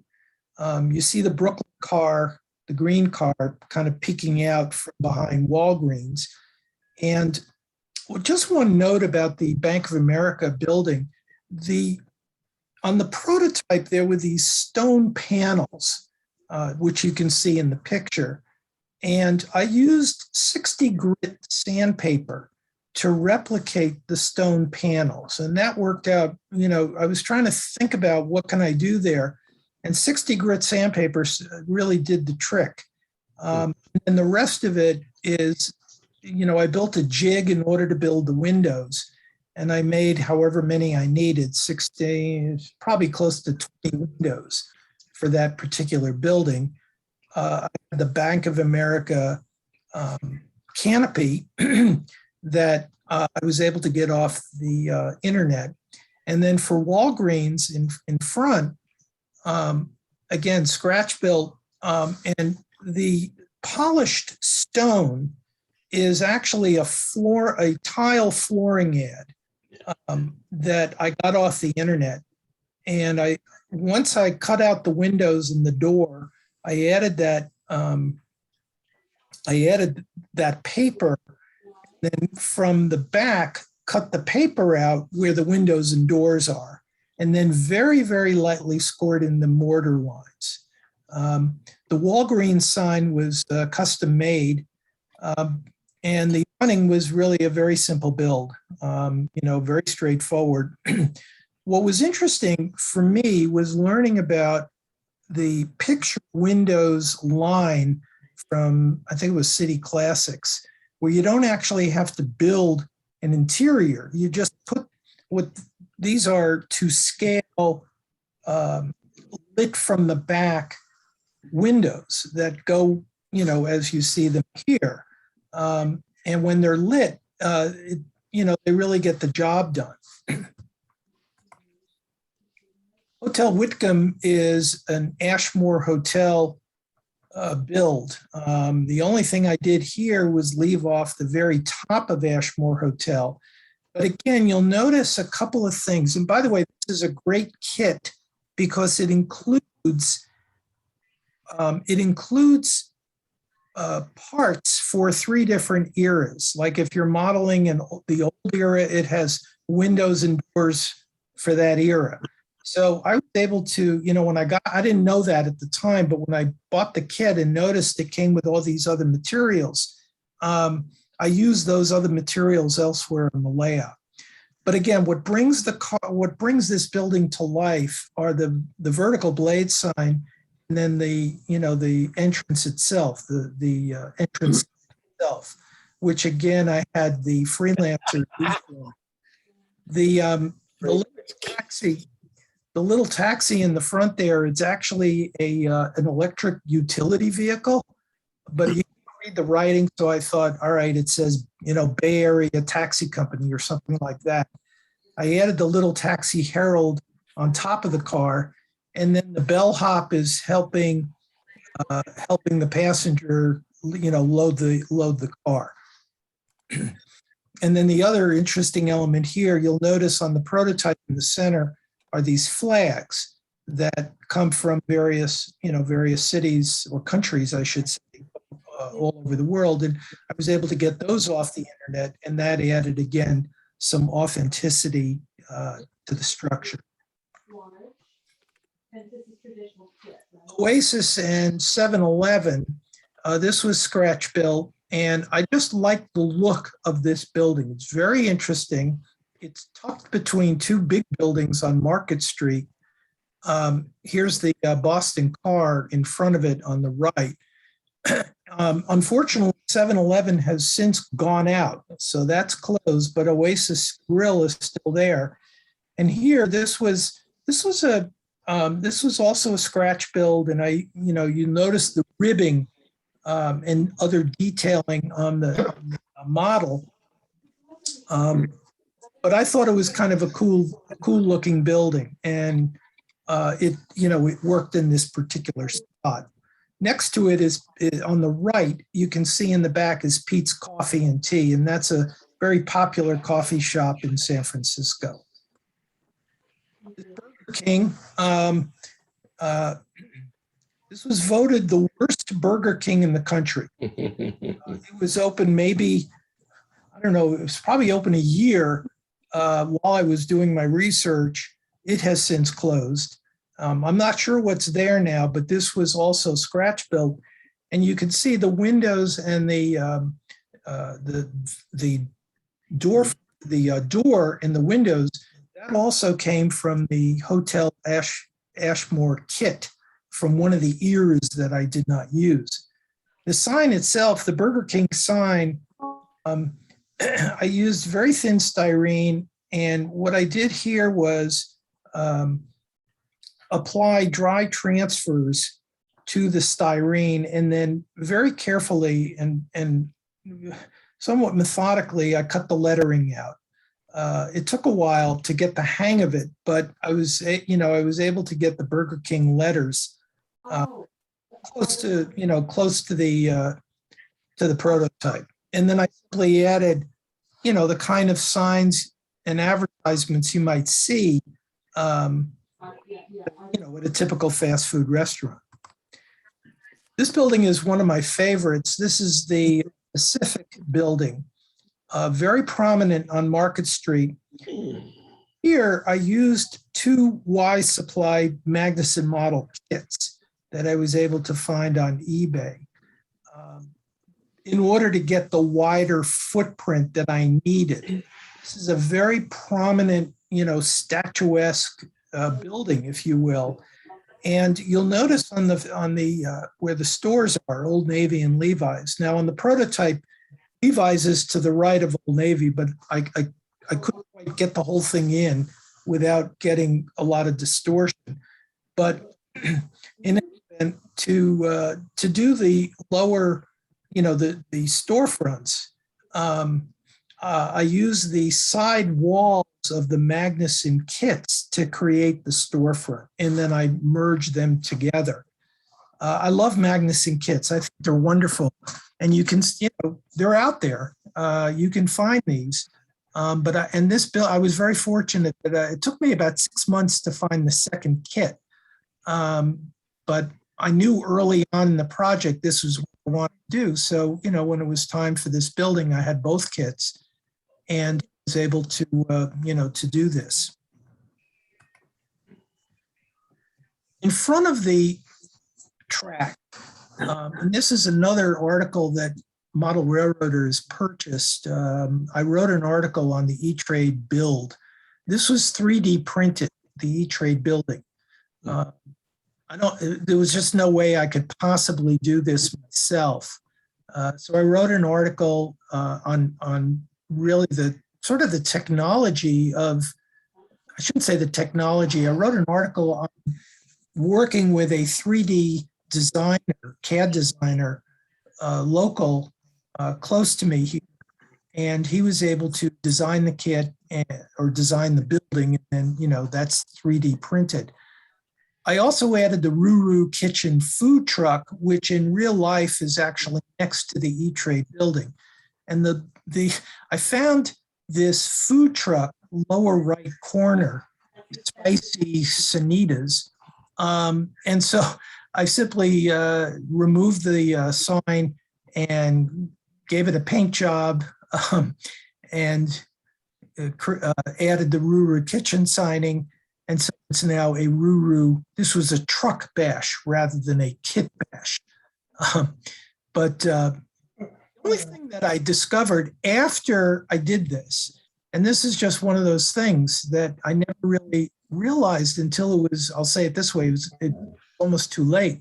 But the E-Trade building has something like, I want to say 46 to 50 panels. And because of the limitations of my space, I was only able to get maybe 2/3 of them. But the Ruru, and so it's much smaller than scale, but the Ruru Kitchen food truck is to scale.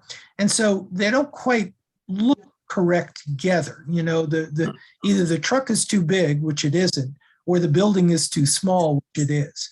But it's one of, that's a trade-off that you have to make. So now we go into Fisherman's Wharf. And I used a Google satellite photo in order to get the placement correct of the various buildings. Because the trolley, the line itself passes the Fisherman's Wharf sign. I'm on the left-hand slide here.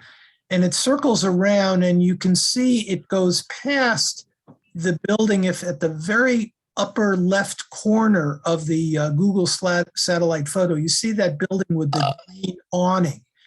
And so the trolley there takes that route, whereas on my layout, just because of the configuration, it comes from a different angle.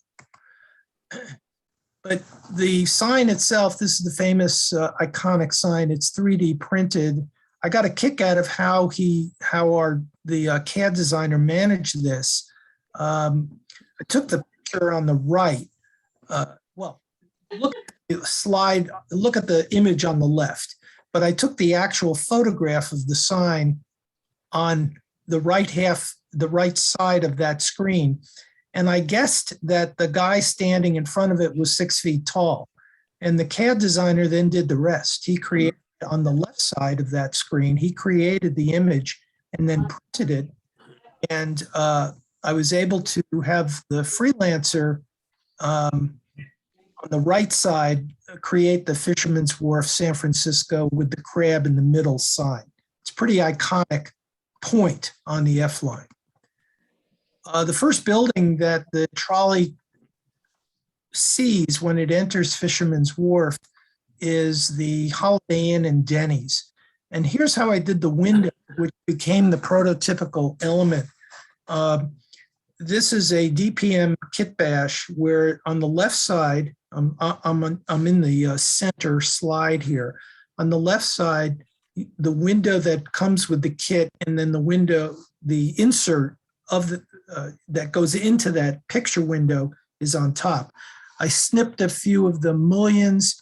I snipped the row of bricks, that comes with the kit to hide seams, and I separated the windows, as you can see.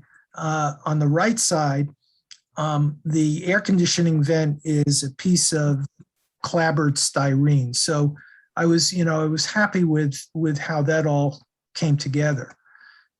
This is the strip center. There's the building on the left with the green awning. This was a Summit Custom Cuts kit bash. That's the kit at the bottom.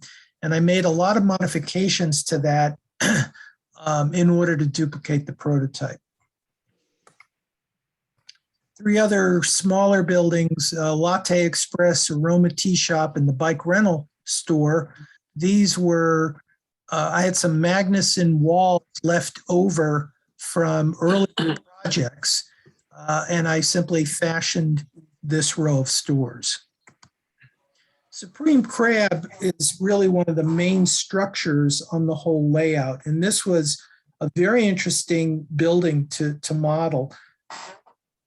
The upper right corner, you can see this gigantic Eat Crab sign on the side of the building. And then the restaurant is right there. And you'll notice the very big picture window on the second floor. That's where the restaurant actually is. There are smaller shops on the lower floors. But I thought, given its location on the layout, I decided to create a full interior. And you can see how I did this. This is HO scale Prizer table and chairs.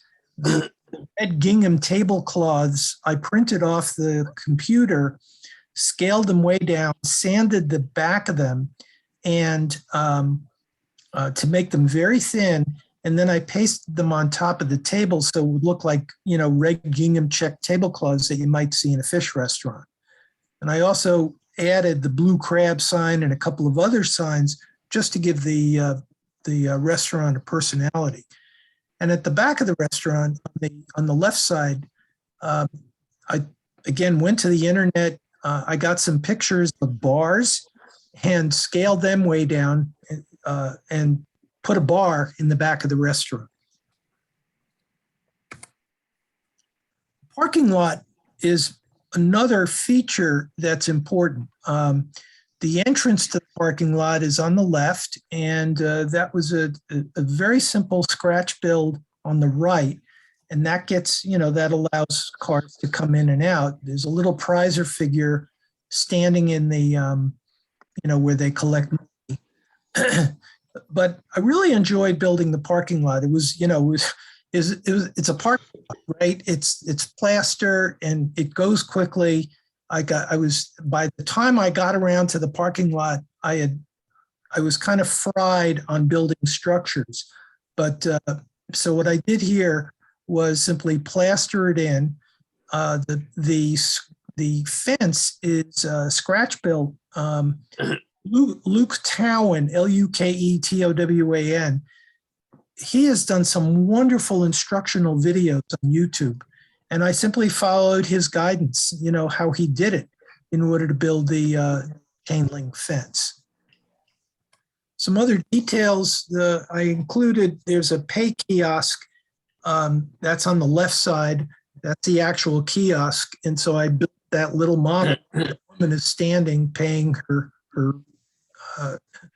parking fee. The Fisherman's Wharf parking sign, I had the freelancer create that sign. The arrow was pointing differently only because that's the orientation of the layout. And then the car stop, where the streetcars actually stop, I noticed this sign, the Muni streetcar F-line sign. I had the freelancer do this, and for every spot on the layout where there's an actual stop, I put this there, and that's what on the very far right, that's what that is. And it adds a lot to the authenticity of the look. Chowder Hut, another very important structure. This too was 3D printed. There was just no way I could hope to do this, but it was such an important structure, so interesting, that I thought it was, that I spent the money. It was probably I spent a fair amount of money on this, but that building was probably a couple $100, but for me, it was worth it. And because it helped tell the story. And then finally, the harbor, the boat from Seaport Model Works, the the wharf is the famous Campbell Wharf kit from 30 years ago. I mean, they're still making these kits. I had built quite a few Campbell kits early in my model railroading life. Still at it. And so I bought the kit, built the wharf, and then I made the seawall from pilings that were left over from the kit. And there are actually three to the seawall. The first is on the far right. That's a Woodland Scenics, what's it called, retaining wall, where I took off the sides of the retaining wall, went straight across, and where that piling is hides a seam. And then the piling fence to the just left of that, and then I built a wood retaining wall to the left of that. Kind of three different looks in the harbor. One other tiny little detail, you'll notice the black car where it's parked, the little fence in front of that black car, that actually exists in right next to Chowder Hut. And what I did there was, again, use some of the pilings. I cut them at a little bit of a diagonal, and I threaded A-line link chain through those pilings to create that fence. So here's the finished scene, sort of a close-up view of the finished scene, and you can see where the car is coming around. You can see the parking. The park kiosk is, you can see, the Pacific building and the Transamerica Pyramid in the background. And that's how it all came together. And I thought I would just show you the layout in action, if I could figure out how to do this. Nope. This is a car that I built, one of the Milan cars that I built, and I was able to get a speaker inside the car to add sound and, of course, lights.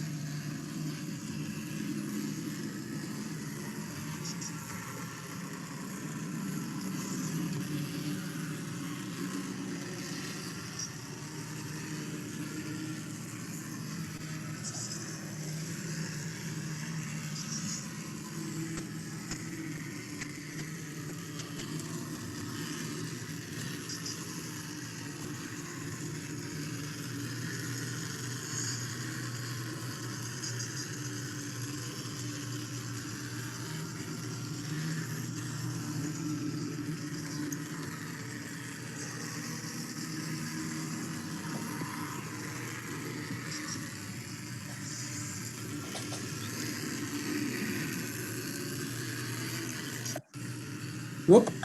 Okay. And then finally, this was the article on the left in Great Model Railroads called San Francisco Treat.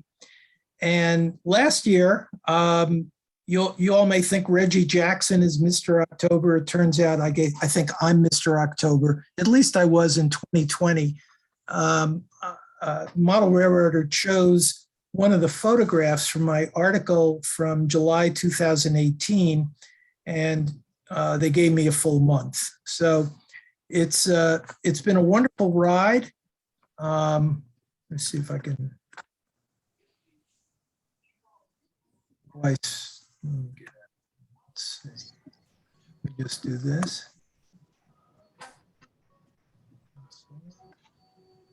There we go. Anyway, that's my layout. Right.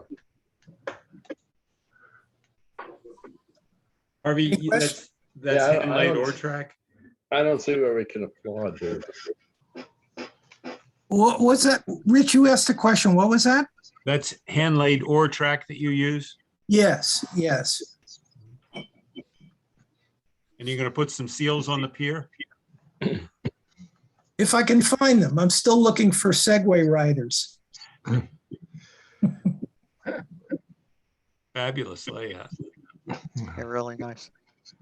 Thank you. Some really good ideas. Well, it's interesting, like on the the interiors that I did, one of the things that I did was add hardwood flooring, which I found an ad on the internet for hardwood flooring. And that became, I just pasted it down and that became the flooring for the restaurant. So, you work at it long enough, you think of different things, right? And that's what we do. However, the Whatever biggest works. group of the PCCs were ex-Septicars. Yes. And then they also got several cars from Newark that they did as a Newark car, an LA car, and I Right. think Mexico City. Right. And the Twin Cities. Right.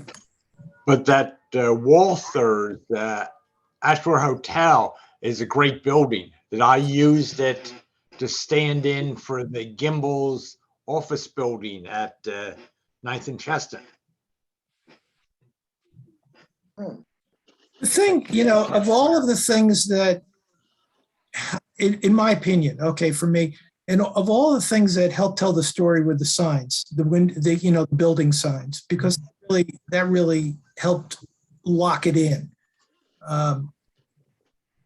And that's where I applied many of my resources to be able to, tell the story in that fashion. I save a lot of envelopes. You get envelopes and they are printed on the inside so that you can't see checks inside them and all the rest of that. And I've looked at the patterns Yes. on envelopes.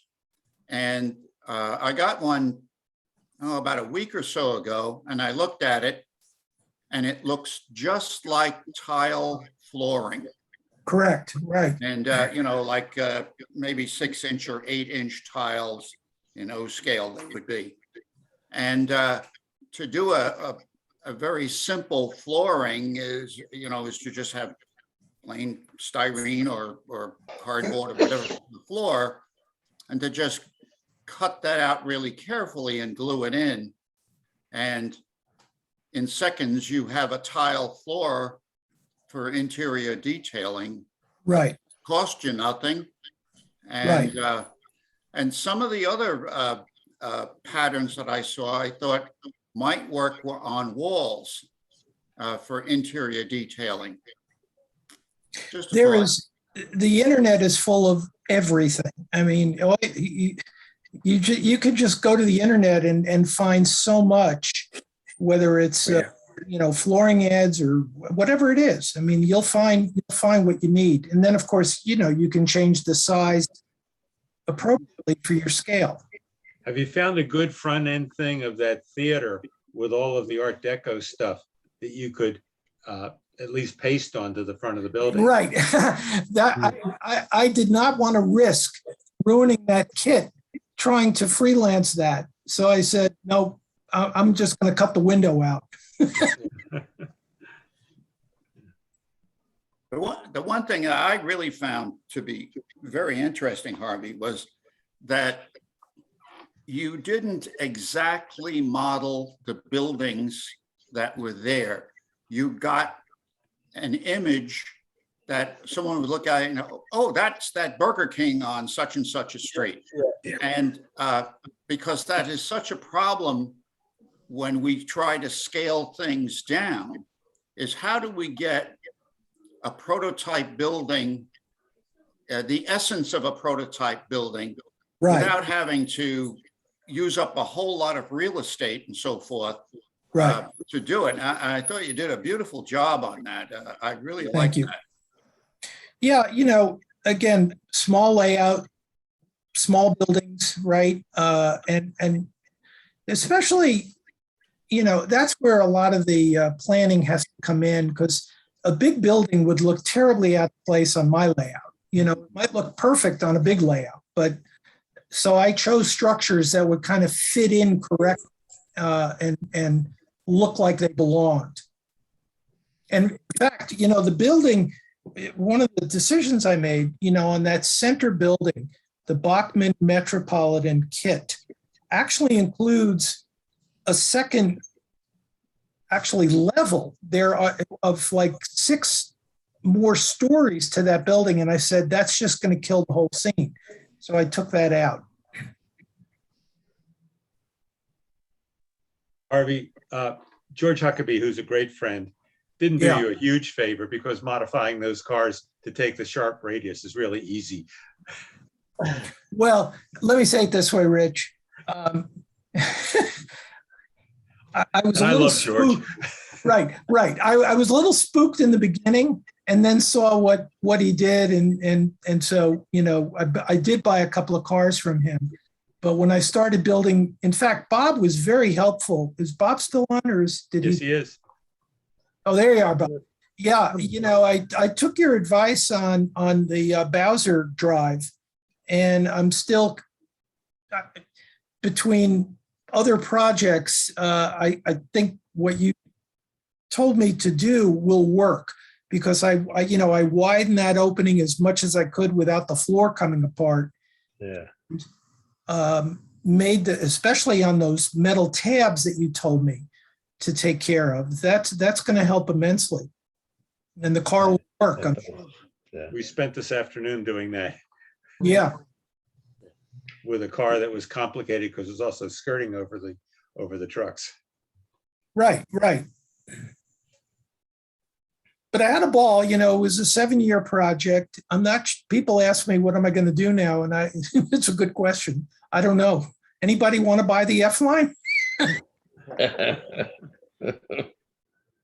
I can guarantee you one thing. It will not arrive in the kind of condition. Back up all those boxes. You have to build the stretch south from Market Street towards the baseball stadium. Yeah. That's true. You might have to knock down a wall in your house, but Yeah, I think. do it when your wife goes out. You're right. She'll never know the difference. That's right. Yeah. In fact, if I did that, I'm thinking it might take 15 minutes to find the layout, on the street somewhere.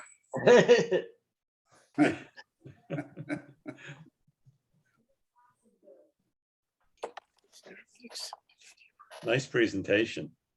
Beautiful. Yeah, that was great. Thanks. Thank you. Thanks.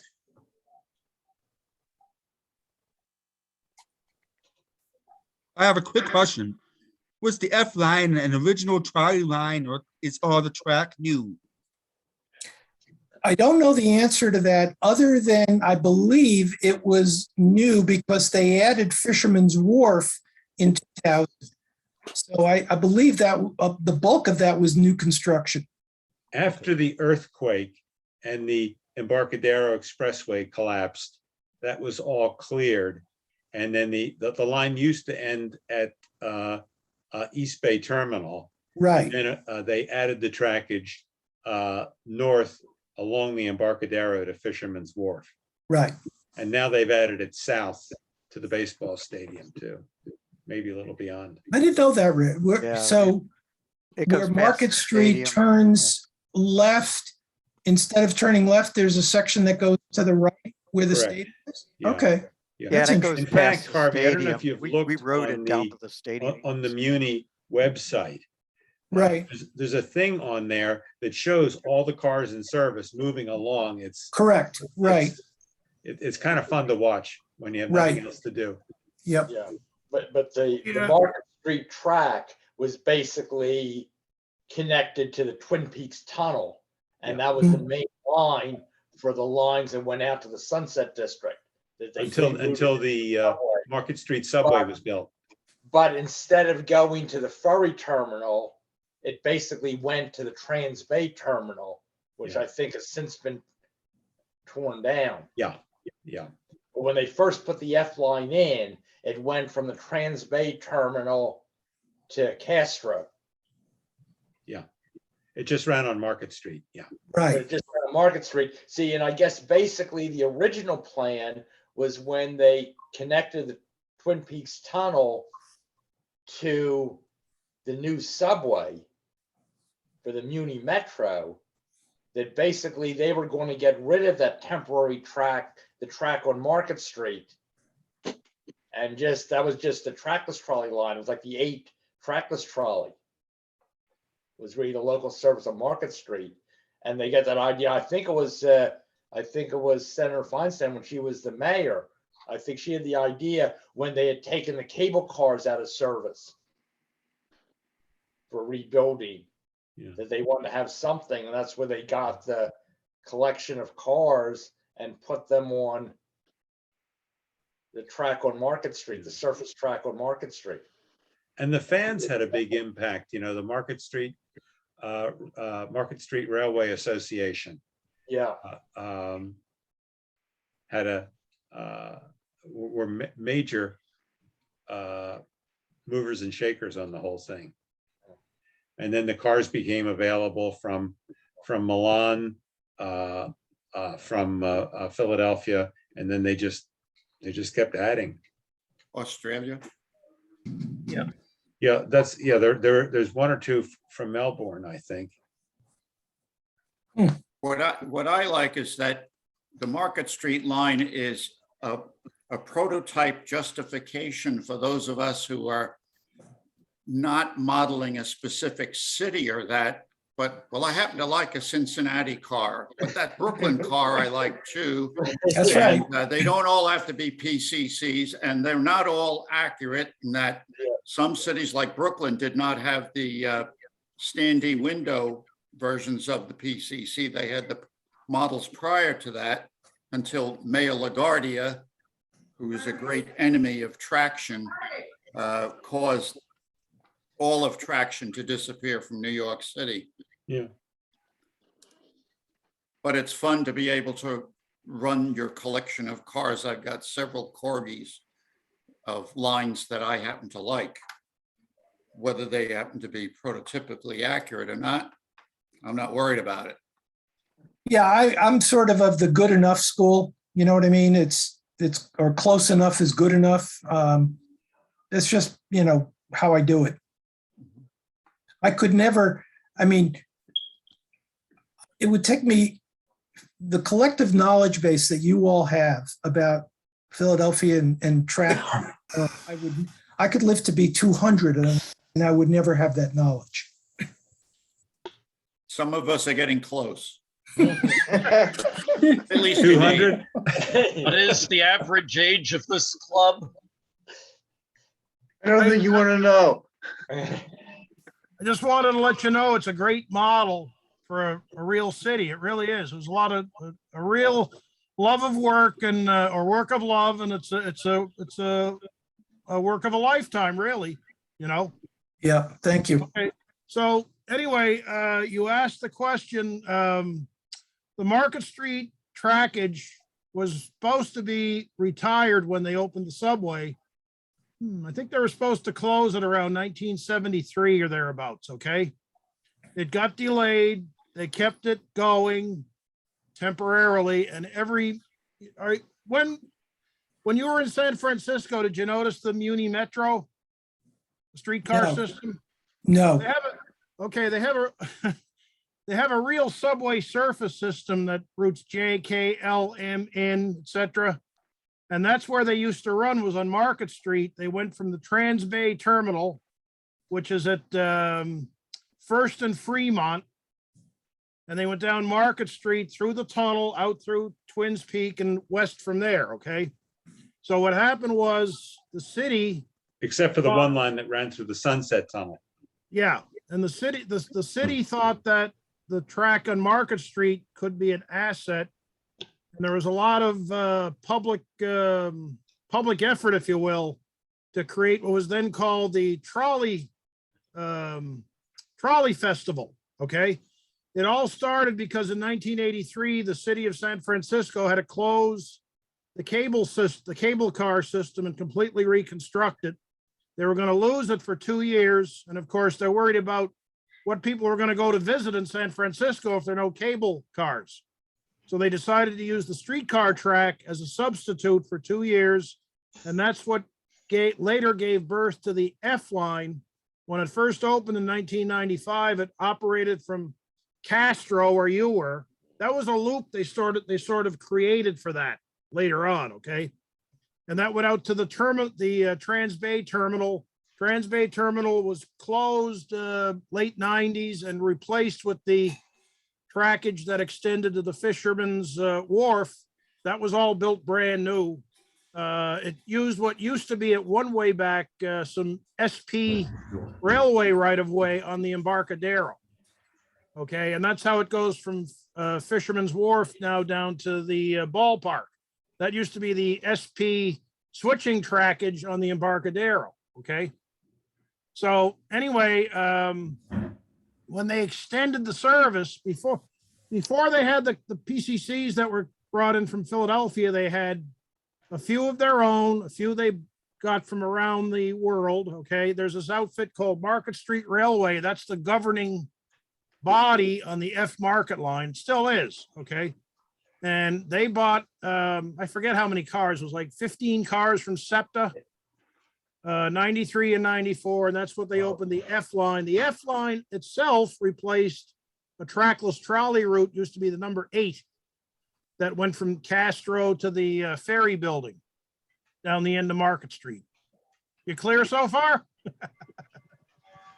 Okay, and then when they extended the line to the Fisherman's Wharf, they also bought a bunch of PCC cars from Newark, New Jersey. And all that was in service. It took a lot of doing because they had to get rebuilt twice. They wound up going to Brookville, Pennsylvania. Okay. And then the ones from Philadelphia, they got rebuilt and they went to Brookville later on. Okay. So the PCCs have a lifetime of about 20 to 25 years post rebuild, which would bring us up to around, something like 2041. Okay. And then they also got a bunch of Peter Witt cars from Milan, Italy. They'd been selling those for various cities around the country and around the world, rather.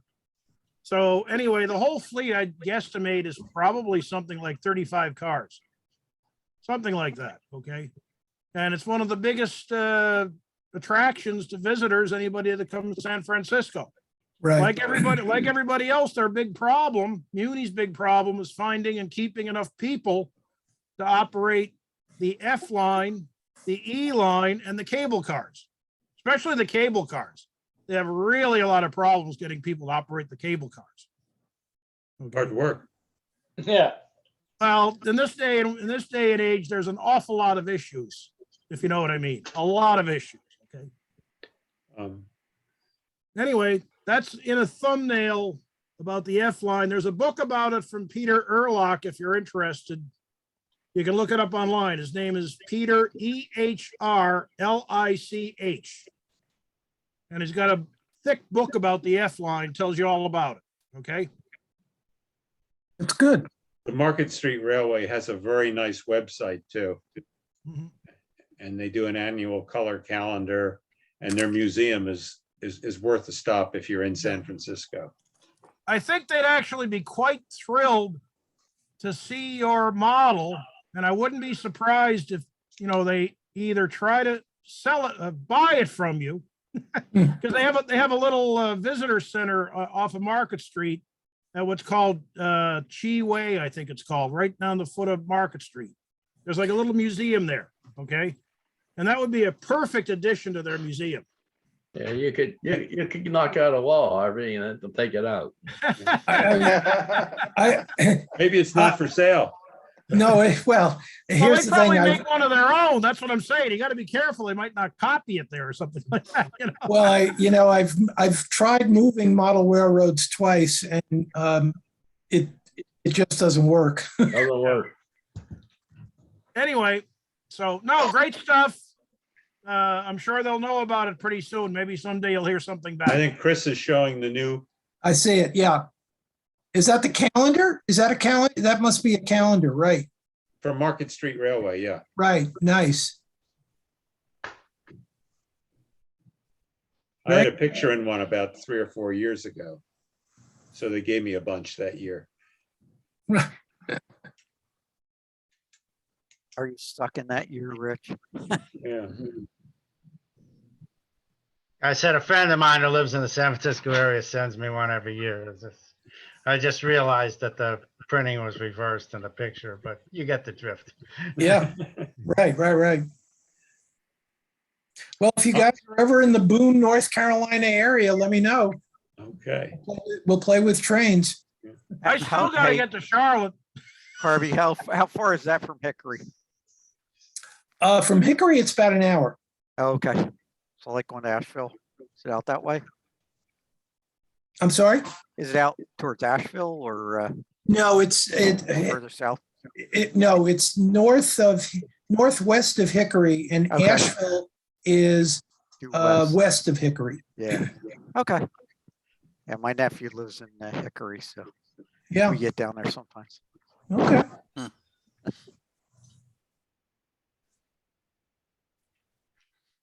Okay. What's next month's meeting, Steve? I think it's Cherry Valley, isn't it? We hope. Yeah, Nope. yeah, I think we're going. Looking forward to that. Will it also be Zoomed? We're gonna try to do a hybrid. Try to get a camera set up or a phone set up at the Cherry Valley, their what do you call it? Meet room. It's a church basement, I think. Yeah. Well, they have a little meet room back there at Yeah. beyond. We can set something up there. I think that would be good. Okay.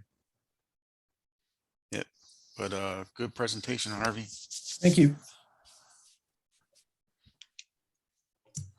Hey, if you have ideas, one thing you could probably do is you could build the BART system underneath your street. Oh, yeah, that's it. Right. Right. In the crawl space. Right. Steve has a subway system on his layout, Harvey, so he. Okay. Yeah. Harvey, I think you said what your total layout is, what, 34 square foot? 35, yeah. Mhm. 35. And Yep. remember, a 4x8 is 32 square foot. That So is correct. basically, your layout isn't much bigger than a 4x8. That's exactly right. Yeah. But very busy. Yeah. But busy, yes. Harvey, do you control your trolleys with EPTC, or are you just using some kind of a block control? No, DCC. I use a Prodigy Express, the very basic model. And it's got enough functionality. I can run probably 3 cars at a time, but it's really built for 2 people. Yeah. Well, I found with DCC, I can only run 3 cars. My eyeballs don't gimbal that much that I could handle. Right. Exactly right. And I'm always running one into the other if I try any more than 3. Exactly right. You're 100% right. I I can run 10 or 12 cars. Operator for each car. You have to have an operator for each car. Right. Yeah. I mean, I've tried doing 2 at once with me being the operator, and that doesn't work. But what transit system has somebody there running 2 cars? Right. I mean, have an right. operator per car or train. Right. Well, as I said, I have 2 controllers so we can run 2 cars. True. Yeah. And if you had 4 controllers, you could run 4 cars, but you would need 4 people. Well, it would get very crowded up there. Right. I think this is the best Zoom program we've had. Yeah. It has been, really. Let me ask a question. And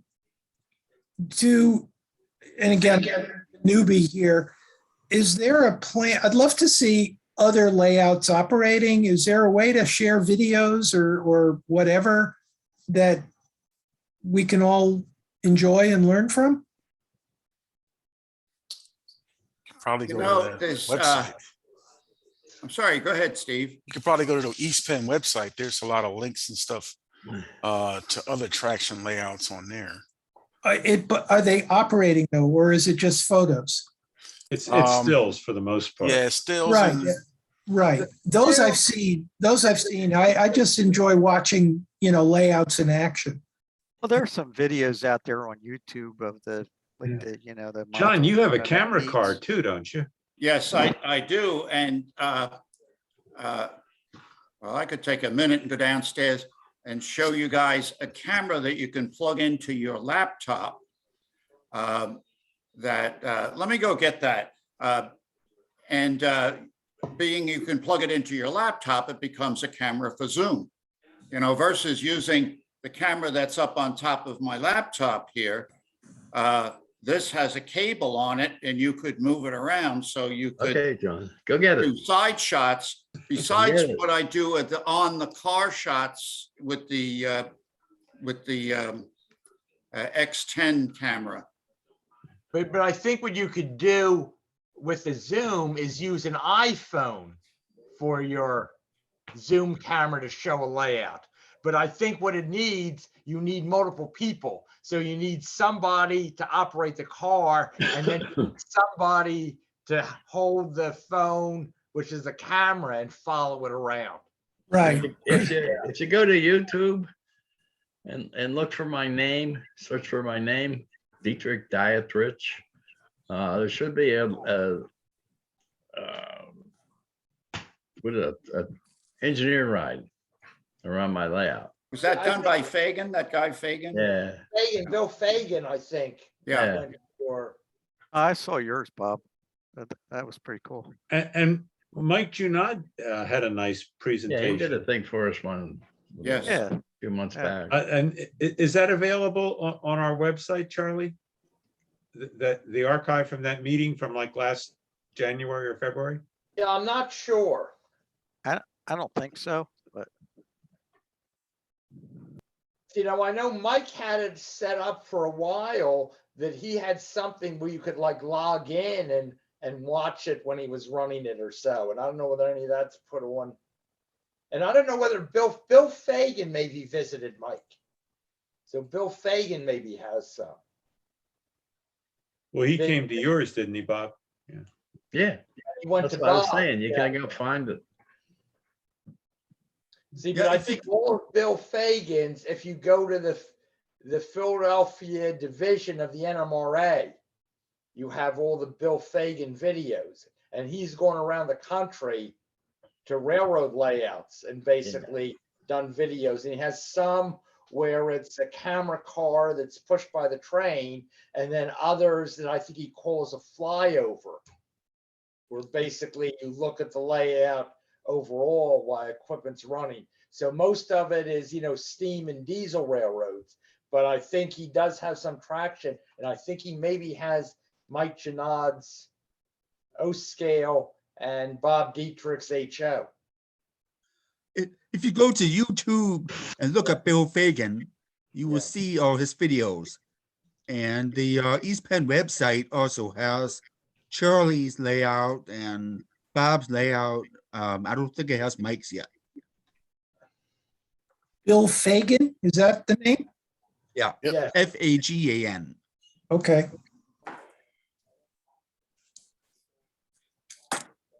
This is the camera I was talking about.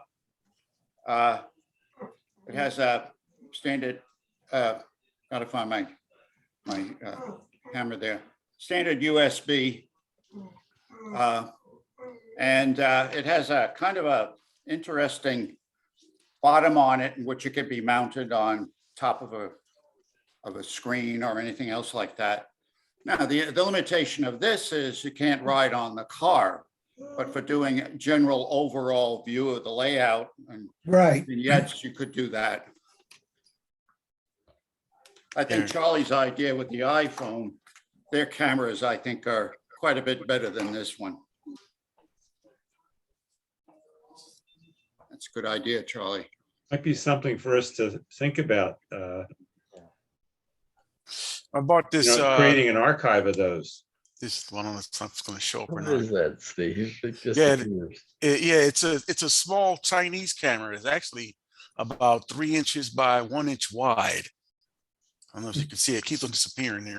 Pull it back. Yeah, There you go. There you go. Oh, yeah. There you go. Yeah. This is a camera. It could fit on a flat car or fit inside a trolley. And I have a couple of videos on YouTube that use this camera on a flat car. And they came out pretty Where's well. the camera on the end of it? Yeah, it's right. I don't know if you could see. What's happening is right there, it's yeah, picking you go. up your background. Yeah, That's a good place for it. I Yeah. had to put it Go from ahead. my body. Point to it now. Right yeah. there. Yep. Okay. Yeah, it has infrared and I think and also nighttime vision or something. Uh-huh. This What is does like something like that go for? $30 off eBay. Yeah. Get a box of them. Yeah, it had its own battery, and you just have to plug it up to the computer when you take it off. The bad thing about it doesn't have like Wi-Fi, so it's not real time, but it can, record it and then you just download it off your computer. Yeah, so it was a good investment for $30.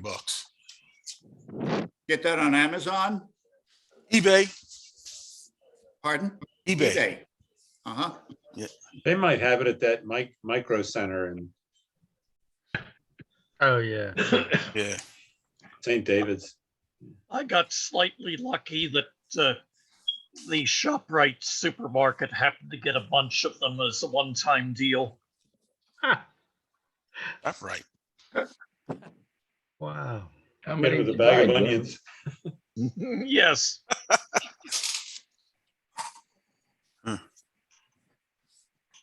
The version ShopRite was selling was $38, but it included a waterproof case. Oh, like a GoPro. Yeah. I'm pretty sure they have them smaller than that one now. They probably got them so small you can't even see them. That's I'm going to sign probably off. why Thank you, they got Harvey. dumped. Thank you, Steve.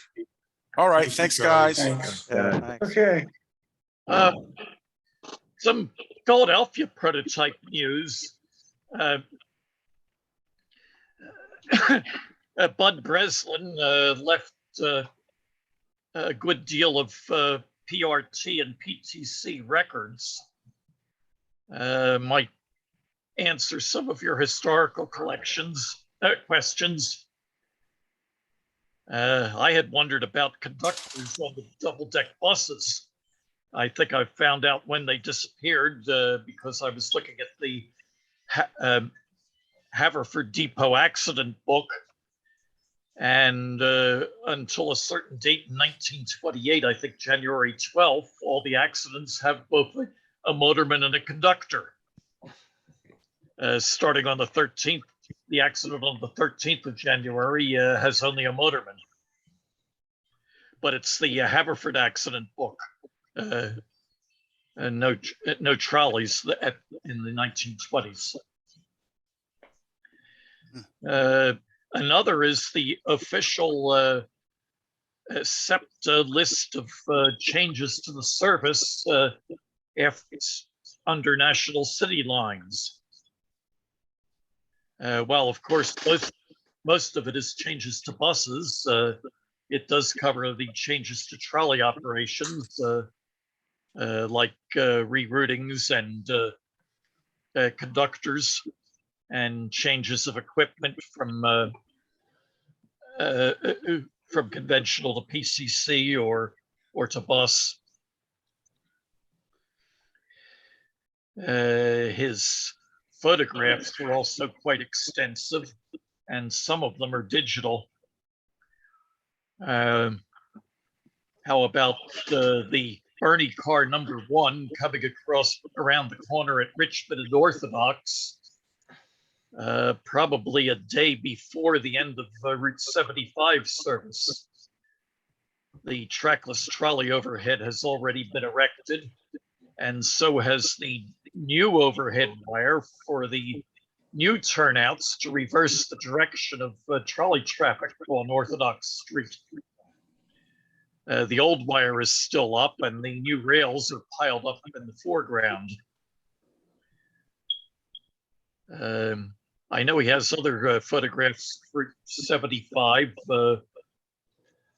showing that the trackless trolley wire was erected ahead of time, complete with insulators where it had to cross the trolley wire. even though, of course, the trolley operation ended the day before the trackless trolley operation started. I don't know what they were thinking. Well, it's not one of Bud's photos.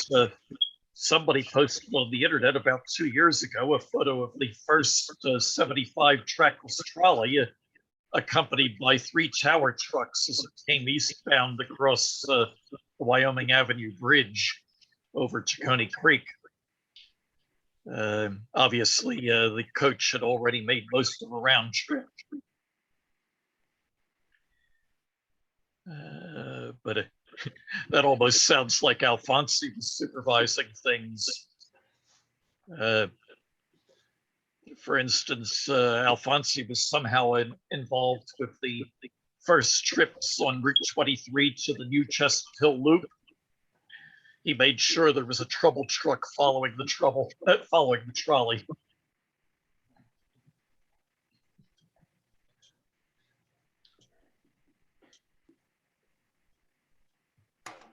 Anyhow, at some future meeting when we get around to in-person meeting, we can examine some of that stuff if there's interest. Well, guys, I need to run, but appreciate the opportunity to show the layout. And again, if you're ever in Boone, let me know. We'll do it. All right. Thank Okay, you. thank you, Harvey. Thank you. Thanks a Thank you. lot. Take care, Thanks for coming. Thank you. Bye-bye. Thanks, everyone. See you later. Bye.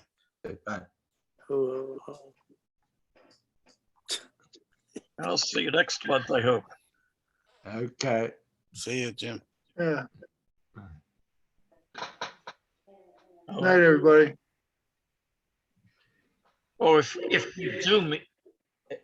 we do meet at Cherry Valley, is help needed with refreshments.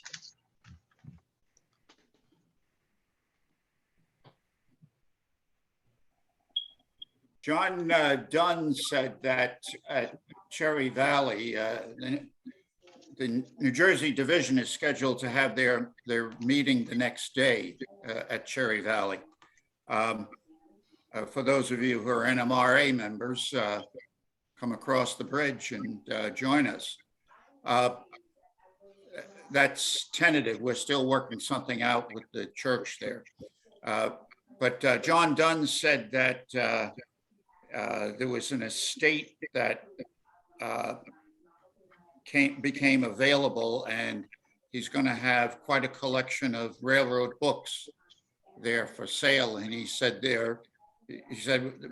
regardless of whose book it is, it's going to be $20. He said it's none of these coffee table books on railroading, but decent railroading books. And he I said think maybe the Morning Sun mostly book. in pristine condition. Yeah. So if you're interested in expanding your library, I'm not. I don't have enough room. But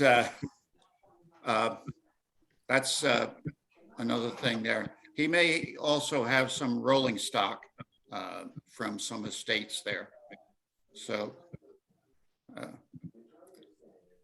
bring your wallet. Thank you.